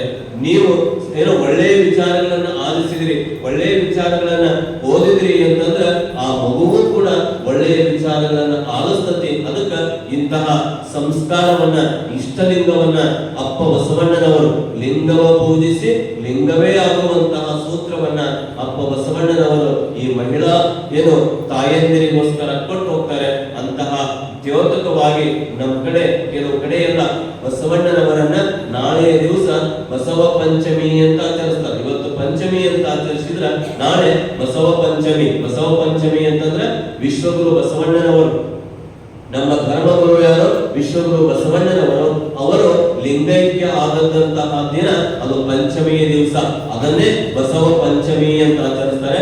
ಬಸವಣ್ಣನವರು ಲಿಂಗೈಕ್ಯವಾದಂತಹ ಈ ದಿನವನ್ನ ಬಸವ ಸ್ಮರಣೆ ಅಂತ ನಾವೆಲ್ಲರೂ ಕೂಡ ಮಾಡ್ತೇವೆ. ಆ ಬಸವಣ್ಣನವರ ಸ್ಮರಣೆಯನ್ನ ನಾಡಿನಾದ್ಯಂತ ಅವರ ದ್ಯೋತಕವಾಗಿ ಅವರ ಭಾವಚಿತ್ರಕ್ಕೆ ಪೂಜೆಯನ್ನು ಮಾಡೋದರ ಮೂಲಕ, ಅವರ ವಚನಗಳನ್ನ ಪಠಣ ಮಾಡೋದರ ಮೂಲಕ ಇಂತಹ ಎಲ್ಲ ವಿಚಾರಗಳನ್ನ ನಾವು ಅಲ್ಲಿ ಆಚರಣೆ ಮಾಡುವಂತಹ ಸನ್ನಿವೇಶದೊಳಗ ಬಸವಣ್ಣನವರು ಇಂತಹ ಅಪ್ರತಿಮ ವಿಚಾರಗಳನ್ನ ನಮಗೆ ಕೊಟ್ಟು ಹೋಗ್ತಾರೆ. ಅದಕ್ಕೆ ತಾಯಂದಿರು ನೆನಪಿಟ್ಟುಕೋಬೇಕು. ನಿಮ್ಮ ಕೊಳ್ಳೊಳಗ ಕಟ್ಟಿರುವಂತಹ ತಾಯಿದ್ದೇನು ತಾಳಿ, ಅದು ಮಂಗಳ ಸೂತ್ರ ಎಲ್ಲಿ ತನಕ ಬರ್ತತಿ ಅಂದ್ರೆ ಪತಿ ಇರೋ ತನಕ ಮಾತ್ರ ನಿಮ್ಮ ಕೊಳ್ಳೊಳಗೆ ಇರ್ತದೆ. ನೆನಪಿಟ್ಟುಕೋಬೇಕು. ತಾಳಿ ಏನು ಅಂದ್ರೆ ಅದು ಪತಿಯ ಕುರುಹು, ಗಂಡನ ಕುರುಹು. ಈ ಲಿಂಗ ಏನು ಅಂತಂದ್ರೆ ಅದು ಪರಮಾತ್ಮನ ಕುರುಹು, ಏನು ದೇವರ ಕುರುಹು. ಆ ದೇವರ ಕುರುಹು ಎಲ್ಲಿ ತನಕ ಬರ್ತತಿ ಅಂದ್ರೆ ನಮ್ಮ ಲಿಂಗಾಯತರು ಬಹಳ ಹೆಮ್ಮೆ ಪಡಬೇಕು. ನಮ್ಮ ಜೊತೆ ಮೊಳಗೆ ಮಾನಯ್ಯ ಶರಣರು ಹೇಳ್ತಾರಲ್ಲ, ಸಾವಿಗೆ ಸಂಗಡ ಮಾರು ಇಲ್ಲ ನಿಂಗಳಂತೆ ಮಲ್ಲಿಕಾರ್ಜುನ, ಸತ್ತಾಗ ಯಾರು ಬರೋದಿಲ್ಲ. ಅದಕ್ಕ ಇಲ್ಲಿ ನಾವು ನೆನಪಿಟ್ಕೋಬೇಕು, ನಾವು ಸತ್ತಾಗ ನಮ್ ಕೂಡ ಹೊಲ ಬರೋದಿಲ್ಲ, ಮನಿ ಬರೋದಿಲ್ಲ, ದುಡ್ಡು ಬರೋದಿಲ್ಲ, ಬಂಗಾರ ಬರೋದಿಲ್ಲ, ಬೆಳ್ಳಿ ಬರೋದಿಲ್ಲ. ಹಾಗಾದ್ರೆ ಲಿಂಗಾಯತರು ಬಹಳ ಹೆಮ್ಮೆಯಿಂದ, ಗೌರವದಿಂದ, ಪ್ರೀತಿಯಿಂದ, ಅಭಿಮಾನದಿಂದ ಹೇಳಬೇಕು, ನಾವು ಕೂಡ ಇವ್ಯಾವ ಬರೋದಿಲ್ಲ ಅಂದ್ರೂ ಜೀವನ ಪರ್ಯಂತರ ನಾವು ಪೂಜಿಸಿರುವಂತಹ ಇಷ್ಟಲಿಂಗ ಲಿಂಗಯ್ಯ ಮಾತ್ರ ನಾವು ಕೂಡ ಬರ್ತಾನೆ ಅನ್ನುವಂತ ಹೆಮ್ಮೆಯನ್ನು ನಾವು ಇಟ್ಟುಕೊಂಡಾಗ ನಮ್ಮ ಸಂಸ್ಕಾರ, ನಮ್ಮ ಆಚಾರ ವಿಚಾರ ಅವು ಶ್ರೇಷ್ಠ ಜೀವನಕ್ಕೆ ಆದರ್ಶ ಆಗ್ತಾವು ಅನ್ನುವಂಥದ್ದು. ಅದಕ್ಕೆ ಈ ನೀವೆಲ್ಲರೂ ಕೂಡ ತಾಯಂದಿರು ಏನು ಹಣೆ ಮೇಲೆ ವಿಭೂತಿಯನ್ನು ಧರಿಸ್ತೀರಿ, ಕೊರಳದ ಲಿಂಗವನ್ನು ಧರಿಸ್ತೀರಿ, ರುದ್ರಾಕ್ಷಿನ ಧರಿಸ್ತೀರಿ. ಇವು ನಮ್ಮ ಲಿಂಗಾಯತ ಧರ್ಮದ ಆಚಾರ ವಿಚಾರಗಳು, ಲಿಂಗಾಯತ ಧರ್ಮದ ಸಂಸ್ಕಾರಗಳು. ಈ ಹಬ್ಬವನ್ನ ನೀವೆಲ್ಲರೂ ಕೂಡ ಈ ರೀತಿ ಅರ್ಥಪೂರ್ಣವಾಗಿ ಸಂತೋಷದಾಯಕವಾಗಿ ಆಚರಿಸುವಂತಹ ಹಬ್ಬಗಳನ್ನ ಆಚರಿಸುವಂತಹ ನಿಮಗೆ ಪಂಚಮಿ ಮಾಡಬೇಡ್ರಿ ಅಂತ ನಾವು ಹೇಳೋದಿಲ್ಲ. ಪಂಚಮಿ ಮಾಡಿ ನಮ್ಮ ಬಸವ ಸಂಸ್ಕೃತಿಯೊಳಗ, ವಚನ ಸಂಸ್ಕೃತಿಯೊಳಗ, ಶರಣ ತತ್ವದ ಪರಂಪರೆಯೊಳಗ ನಾವು ಹೇಗೆ ಆಚರಿಸಬೇಕು ಅನ್ನುವಂತಹ ಸೂತ್ರವನ್ನ ಮಾತ್ರ ನಿಮಗೆ ಈ ಸಂದರ್ಭದೊಳಗೆ ಹೇಳ್ತಾ ಇವೆಲ್ಲ ಸಂಭ್ರಮಿಸ್ತೀರಿ. ಈ ಕಡೆ ಮಾಡ್ತಾ ಇಲ್ಲ, ಮಾಡ್ತಾರ ಗೊತ್ತಿಲ್ಲ. ನಮ್ಮ ಕಡೆ ಪಂಚಮಿ ಹಬ್ಬದಾಗ ಜೋಕಾಲಿ ಕಟ್ಟಿ ಜೋಕಾಲಿ ಆಡ್ತಾರೆ. 4-5 ತರ ಉಂಡಿ ಮಾಡ್ತಾರೆ ನಮ್ಮ ಕಡೆ. ನಿಮ್ ಕಡೆ ಆಂಧ್ರದ ಪದ್ಧತಿ ಹೆಂಗೈತೋ ಗೊತ್ತಿಲ್ಲ. ಎಳ್ಳುಂಡಿ, ಶೇಂಗಾದುಂಡಿ, ಬೇಸನ್ ಉಂಡಿ, ರವಾದುಂಡಿ, ಅಂಟಿನ ಉಂಡಿ, 5 ತರ ಉಂಡಿ ಮಾಡ್ತಾರೆ ನಮ್ಮ ಕಡೆ. ಈ ಪಂಚಮಿ ಸಂದರ್ಭದಾಗ 5 ತರ ಉಂಡಿ ಮಾಡಿ ಉಂಡಿ ತಿಂದು ಜೋಕಾಲಿ ಆಡುವಂತಹ ಸಂಭ್ರಮ ನಮ್ಮ ಕಡೆ. ಇಲ್ಲಿ ಹೆಂಗ್ ಮಾಡ್ತಿರೋ ಗೊತ್ತಿಲ್ಲ. ನೋಡಿ, ಜೋಕಾಲಿಯನ್ನ ಕಟ್ಟಿ ತೂಗುವಂತಹ ಸಂಪ್ರದಾಯ ನಮ್ಮಲ್ಲಿ. ಜೋಕಾಲಿಯನ್ನ ತೂಗಿ ಜೋಕಾಲಿಯನ್ನ ಆಡಿ ಸಂಭ್ರಮ ಪಡುವಂತಹದ್ದು ನಿಮ್ಮ ಈ ಜಹೀರಾಬಾದೊಳಗ ಹೇಗ್ ಮಾಡ್ತಿರೋ ಅದನ್ನ ಗೊತ್ತಿಲ್ಲ. ಜೋಕಾಲಿ ಕಟ್ತಿರೋ ಅದನ್ನ ಗೊತ್ತಿಲ್ಲ. ಅದೊಂದು ಸಂಭ್ರಮ. ಹೆಣ್ಮಕ್ಳಿಗೆ ಜೋಕಾಲಿಯೊಳಗ ಹೆಣ್ಮಕ್ಳನ್ನ ಕುಂಡ್ರಿಸಿ ಜೋಕಾಲಿಯನ್ನ ಜೋಕುವಂತದ್ದು ಒಂದು ಸಂಭ್ರಮ. ಆ ಪಂಚಮಿ ಉಂಡಿಯ ಈ ಪಂಚಮಿ ಹಬ್ಬವನ್ನ ಎಷ್ಟು ಚಂದ ಹಾಡ್ತಿದ್ರು. ಇನ್ನೂ ಯಾಕ ಬರಲಿಲ್ಲ ಅಣ್ಣ, ಪಂಚಮಿ ಹಬ್ಬಕ್ಕ ನನ್ನ ಅಣ್ಣ ತವ್ರ ಮನೆಗೆ ಕರ್ಕೊಂಡು ಹೋಗ್ಲಿಕ್ಕೆ ಇನ್ನೂ ಬರ್ಲಿಲ್ಲ ಅನ್ನುವಂತ ಹಾಡನ್ನ ನಮ್ಮ ಪರಂಪರೆಯೊಳಗೆ ಹಾಡ್ತಾ ಇದ್ರು. ಅಂದ್ರೆ ತವರ ಮನೆಗೆ ಅಣ್ಣ ಕರ್ಕೊಂಡು ಹೋಗಿ ಅಲ್ಲಿ ಜೋಕಾಲಿಯೊಳಗ ತೂಗಿ ಉಂಡಿಯನ್ನ ತಿನ್ನಿಸಿ ಉಡಿಯನ್ನ ತುಂಬಿ ಮತ್ತೆ ತನ್ನ ಗಂಡನ ಮನೆಗೆ ಕಳಿಸ್ತಾ ಇದ್ದ. ಇದೊಂದು ಅಣ್ಣ ತಂಗಿಯ ಬಾಂಧವ್ಯ. ಈ ಹಬ್ಬವನ್ನ ನೀವು ಅಷ್ಟೇ ಸಡಗರ ಸಂಭ್ರಮದಿಂದ ಆಚರಿಸುವಾಗ ನಮ್ಮ ಅಪ್ಪ ಬಸವಣ್ಣನವರು ಹೇಳಿದ ಹಾಗೆ ಪ್ರಾಣಿಯನ್ನ ಕೊಲ್ಲೋದ ಹಂಗ ಮಾಡ್ಲಿಲ್ಲ ಅಂದ್ರೆ ಏನು ಆಗೋದಿಲ್ಲ. ಧೈರ್ಯವಾಗಿರಿ, ಭಯ ಪಡಬೇಡಿ. ಕೆಲವರು ತಲೆ ತುಂಬಿ ಬಿಡ್ತಾರೆ. ನಮಗೆ ಏನು ತಲೆ ತುಂಬಿರ್ತಾರ, ನಿಮಗೆ ನಾಗ ದೋಷ ಐತಿ, ಸರ್ಪ ದೋಷ ಐತಿ, ಆ ದೋಷ ಐತಿ, ಈ ದೋಷ ಎಲ್ಲ ಮಾಡಿದ್ರು ಜೀವನದಾಗ ಸಾವು ನೋವು ಬರದೆ, ಏನ್ ಮಾಡಿದ್ರು ರೋಗ ಬರದೆ, ಏನ್ ಮಾಡಿದ್ರು ಮುಪ್ಪು ಬರದೆ. ಅದಕ್ಕೆ ನೆನಪಿಟ್ಟುಕೊಳ್ರಿ, ಧೈರ್ಯ ಸರ್ವತ್ರ ಸಾಧನಂ. ಏನೇ ಬಂದ್ರು ನಾನು ಅನುಭವಿಸ್ತೇನೆ, ಎದುರಿಸ್ತೇನೆ, ಅದಕ್ಕೂ ಇದಕ್ಕೂ ಸಂಬಂಧ ಇಲ್ಲ ಅನ್ನುವಂತಹ ಧೈರ್ಯವನ್ನ ನೀವು ತಾಳಬೇಕು. ಅಂತಹ ಧೈರ್ಯವಂತರು ನೀವಾಗ್ರಿ. ಅಪ್ಪ ಬಸವಣ್ಣನವರು ನಿಮಗೋಸ್ಕರ ಮನೆಯನ್ನ ಬಿಟ್ಟು ಎಷ್ಟು ತ್ಯಾಗವನ್ನ ಮಾಡಿದ್ರು. ಯಾಕೆ? ಬಸವಣ್ಣನವರು ಹಾಗೆ ಮಾಡದೆ ಹೋಗಿದ್ರ ಇನ್ನು ನಾವೆಲ್ಲ ಅಲ್ಲಿಯೇ ಶೂದ್ರರಾಗಿ ಇರಬೇಕಾಗಿತ್ತು. 12ನೇ ಶತಮಾನ ಎಂಥ ಶತಮಾನ! ತಾಯಂದಿರು ಎಂಥ ವಚನಗಳನ್ನ ಕೊಟ್ಟು ಹೋಗ್ತಾರೆ. ಇತಿಹಾಸದೊಳಗ 33 ಜನ ತಾಯಂದಿರು ವಚನ ಬರೀತಾರ. ವಿಚಾರ ಮಾಡ್ರಿ, ಒಬ್ಬರಲ್ಲ ಇಬ್ಬರಲ್ಲ, 33 ಜನ ತಾಯಂದಿರು ವಚನ ಬರೀತಾರ. ಆ ಶಕ್ತಿ ಕೊಟ್ಟಿದ್ಯಾರು ಅಂದ್ರೆ ಅಪ್ಪ ಬಸವಣ್ಣನವರು ಅನ್ನೋದನ್ನ ನೀವು ಅಭಿಮಾನದಿಂದ ಹೇಳಬೇಕು, ಹೆಮ್ಮೆಯಿಂದ ಹೇಳಬೇಕು. ಈ ವರ್ಷ ಹೆಂಗ್ ಮಾಡಿರೋ ಗೊತ್ತಿಲ್ಲ, ಮುಂದಿನ ವರ್ಷ ಆದರೂ ಕೂಡ ಒಂದಿಷ್ಟು ಈ ಪಂಚಮಿ ಹಬ್ಬದ ಬದಲಾವಣೆಯನ್ನ ನೀವು ಮಾಡಿಕೊಳ್ತೀರೇನೋ ಅನ್ನುವಂತಹ ಒಂದು ಕಳಕಳಿಯ ಬಸವ ಸೂಚನೆಯನ್ನ ನಿಮ್ಮೊಂದಿಗೆ ಕೊಡ್ತಾ, ಇವತ್ತು ಗುರುಗಳ ಮಧ್ಯಾಹ್ನದ ಪ್ರಸಾದ ಸೇವೆಯನ್ನ ಲತಾ ಸಂತೋಷ್ ಕವಳಸಗಿ ಅವರು ಬಹಳ ಭಕ್ತಿಯಿಂದ ಪ್ರೀತಿಯಿಂದ ಇವತ್ತಿನ ಸೇವಾ ಕೈಂಕರ್ಯವನ್ನ ಮಾಡಿದ್ದಾರೆ. ನಮ್ಮ ಶಿವರಾಜ್ ಶಾಪೂರ್ ಅವರು ಅವರ ಮನೆಗೆ ಕರ್ಕೊಂಡು ಹೋಗಿ ಬಹಳ ಪ್ರೀತಿಯಿಂದ ಅವರು ಭಕ್ತಿಯಿಂದ ಇವತ್ತಿನ ನೋಡಿ, ನೀವೆಲ್ಲ ಬಹಳ ಭಕ್ತಿವಂತರದಿರಿ, ಸಂಸ್ಕಾರವಂತರದಿರಿ. ಶ್ರಾವಣ ಮಾಸದೊಳಗ ಗುರುಗಳನ್ನ ಮನೆಗೆ ಕರ್ಕೊಂಡು ಹೋಗಿ ಅವರಿಂದ ಲಿಂಗ ಪೂಜೆಯನ್ನ ಪ್ರಸಾದವನ್ನ, ನಮ್ಮ ಪರಂಪರೆಯೊಳಗ ಲಿಂಗಾಯತರ ಪರಂಪರೆಯೊಳಗೆ ಏನೈತಿ ಅಂದ್ರೆ ಗುರು ಲಿಂಗ ಜಂಗಮ. ಮನೆಗೆ ಗುರುಗಳು ಬರಬೇಕು, ಜಂಗಮರು ಬರಬೇಕು, ಅವರು ಪ್ರಸಾದ ಮಾಡಿ ನಮಗೆ ಹರಸಿ ಹೋಗ್ಬೇಕು ಅನ್ನುವಂತಹದ್ದು ಒಂದು ಸಂಸ್ಕಾರ. ಇನ್ನೊಂದು ಸಂಸ್ಕಾರ ಏನು ಅಂತ ನೆನಪಿಟ್ಟುಕೊಡ್ರಿ, ನಮ್ಮನ್ನು ಮನೆಗೆ ಕರೆಸಿ ಕೇವಲ ಪ್ರಸಾದ ಮಾಡಿಸಿ ಕಾಣಿಕೆ ಕೊಟ್ಟು ಕಳಿಸೋದಷ್ಟೇ ಅಲ್ಲ, ಮತ್ತೆ ಇನ್ನೇನ್ ಮಾಡ್ಬೇಕ್ರಿ ಗುರುಗಳ?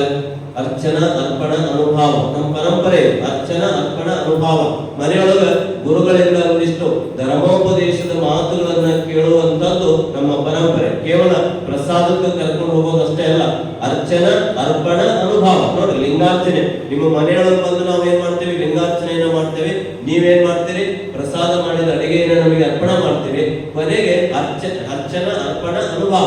ಅನುಭವ ಅಂದ್ರೆ ಶರಣರ ವಚನ ಗೋಷ್ಠಿಯನ್ನ ಒಂದು 5-10 ನಿಮಿಷ ಆ ಮನೆಯೊಳಗೆ ಮಾಡಬೇಕು. ಅಪ್ಪರೇ ನನಗೆ ಇಂಥ ವಚನದ ಅರ್ಥ ಆಗಲಿಲ್ಲ, ಅಪ್ಪರೇ ನನಗೆ ಅಷ್ಟಾವರಣ ಅಂದ್ರೆ ಏನ್ ಹೇಳ್ರಿ, ಪಂಚಾಚಾರ ಅಂದ್ರೆ ಏನ್ ತಿಳಿಸ್ಕೊಡ್ರಿ, ಷಟಸ್ಥಲ ಅಂದ್ರೆ ನನಗೆ ಗೊತ್ತಿಲ್ಲ, ಇದ್ರ ವಿವರಣೆ ಕೊಡ್ರಿ. ಹೀಗೆ ಪ್ರಸಾದ ಆದ್ಮೇಲೆ ಅನುಭವವನ್ನು ಮಾಡುವಂತದ್ದು ನಮ್ಮ ಪದ್ಧತಿ. ಅರ್ಚನಾ ಅರ್ಪಣ ಅನುಭವ, ಈ ಮೂರನ್ನ ನೀವು ಆಚರಿಸ್ಕೊಡ್ರಿ. ಅಥವಾ ನಮ್ಮ ಮಕ್ಕಳಿಗೆ ಒಂದಿಷ್ಟು ವಚನಗಳನ್ನ ಕಲಿಸಿಕೊಡುವಂತಹ, ವಚನಗಳನ್ನ ಪಠಣ ಮಾಡುವಂತಹ ಒಂದು ಸನ್ನಿವೇಶವನ್ನ ಲಿಂಗಾಯತ ಧರ್ಮೀಯರು ಪಾಲಿಸ್ಕೋಬೇಕು ಅನ್ನುವಂತಹ ಮಾತುಗಳನ್ನ ಹೇಳ್ತಾ, ಇವತ್ತು ಅವರು ಬೆಳಗ್ಗೆ ನಮ್ಮ ಸಂತೋಷ್ ಅವರ ಧರ್ಮಪತ್ನಿ ಲತಾ ತಾಯಿಯವರು ಬಹಳ ಭಕ್ತಿಯಿಂದ ಪ್ರೀತಿಯಿಂದ ಇವತ್ತಿನ ಆ ಗುರುಗಳ ಪ್ರಸಾದದ ಸೇವೆಯನ್ನ ಅವರು ಕೈಂಕರ್ಯವನ್ನು ಅವರು ಮಾಡಿದ್ದಾರೆ. ವಿಶ್ವಗುರು ಬಸವಣ್ಣನವರ ಕಾರುಣ್ಯ, ವಿಶ್ವಗುರು ಬಸವಣ್ಣನವರ ಶ್ರೀರಕ್ಷೆ ಸದಾಕಾಲ ಅವರ ಕುಟುಂಬಕ್ಕೆ ಸದಾವಕಾಲ ಕಾಪಾಡಲಿ ಎನ್ನುವಂತಹ ಶುಭ ಹಾರೈಕೆಯ ಜೋರಾದ ಚಪ್ಪಾಳೆಯ ಮೂಲಕ ಅವರನ್ನ ಅಭಿನಂದಿಸೋಣ ಅನ್ನುವಂತಹ ಮಾತುಗಳನ್ನ ಹೇಳ್ತಾ, ನೀವೆಲ್ಲ ಬಸವಣ್ಣನವರ ಆ ನಾಗರ ಪಂಚಮಿಯ ಬಸವ ಪಂಚಮಿಯ ಹಬ್ಬವನ್ನ ಆಚರಿಸಿ. ಬೇರೆಯವರಿಗೆ ಹಾಲು ಕುಡಿಸಕ್ಕೆ ಯಾರು ಸಿಗಲಿಲ್ಲ ಅಂದ್ರೆ ಚಿಂತೆ ಮಾಡಬೇಡ, ಕೊನೆಗೆ ನೀವಾದ್ರೂ ಹಾಲು ಕುಡಿದು ಸಂತೋಷ ಪಡ್ರಿ, ಮಣ್ಣು ಪಾಲು ಮಾಡಬೇಡ್ರಿ ಎನ್ನುವಂತಹ ಮಾತುಗಳನ್ನ ಈ ಸಂದರ್ಭದೊಳಗೆ ಹೇಳ್ತಾ ಸಂತೋಷ ಪಡ್ರಿ, ಸಂಭ್ರಮ ಪಡ್ರಿ, ಹಬ್ಬ ಆಚರಿಸ್ರಿ. ವ್ಯರ್ಥ ಪದಾರ್ಥವನ್ನ ನಾಶ ಮಾಡಬೇಡ್ರಿ, ಪದಾರ್ಥವನ್ನ ಕೆಡಿಸಬೇಡ್ರಿ, ಪ್ರಸಾದವನ್ನ ಚೆಲ್ಲಬೇಡ್ರಿ. ಯಾಕೆ? ಒಂದು ಹಾಲು ಬರಬೇಕಾದ್ರೆ ಅದರ ಹಿಂದೆ ರೈತನ ಆ ಏನು ದನಗಾಹಿಯ ಗೋಪಾಲಕನ ಶ್ರಮ ಎಷ್ಟಿರುತ್ತೆ, ಕಷ್ಟ ಎಷ್ಟಿರ್ತತಿ, ಅದಕ್ಕೆ ವ್ಯರ್ಥ ಮಾಡಬೇಡ್ರಿ ಎನ್ನುವಂತಹ ಸೂಚನೆಗಳನ್ನ ಈ ಸಂದರ್ಭದೊಳಗ ನಿಮ್ಮೆಲ್ಲರಿಗೆ ಕೊಡ್ತಾ, ವಿಶ್ವಗುರು ಬಸವಣ್ಣನವರ ಆ ಬಸವ ಪಂಚಮಿಯನ್ನ ನಾವು ನೀವೆಲ್ಲರೂ ಕೂಡ ಭಕ್ತಿಯಿಂದ ಶ್ರದ್ಧೆಯಿಂದ ಮುಂದಿನ ದಿನಮಾನಗಳಲ್ಲಿ ಆಚರಿಸುವಂತವರಾಗೋಣ ಅನ್ನುವಂತಹ ಮಾತುಗಳನ್ನ ಹೇಳಿ ಸರ್ವರಿಗೂ ಶರಣ.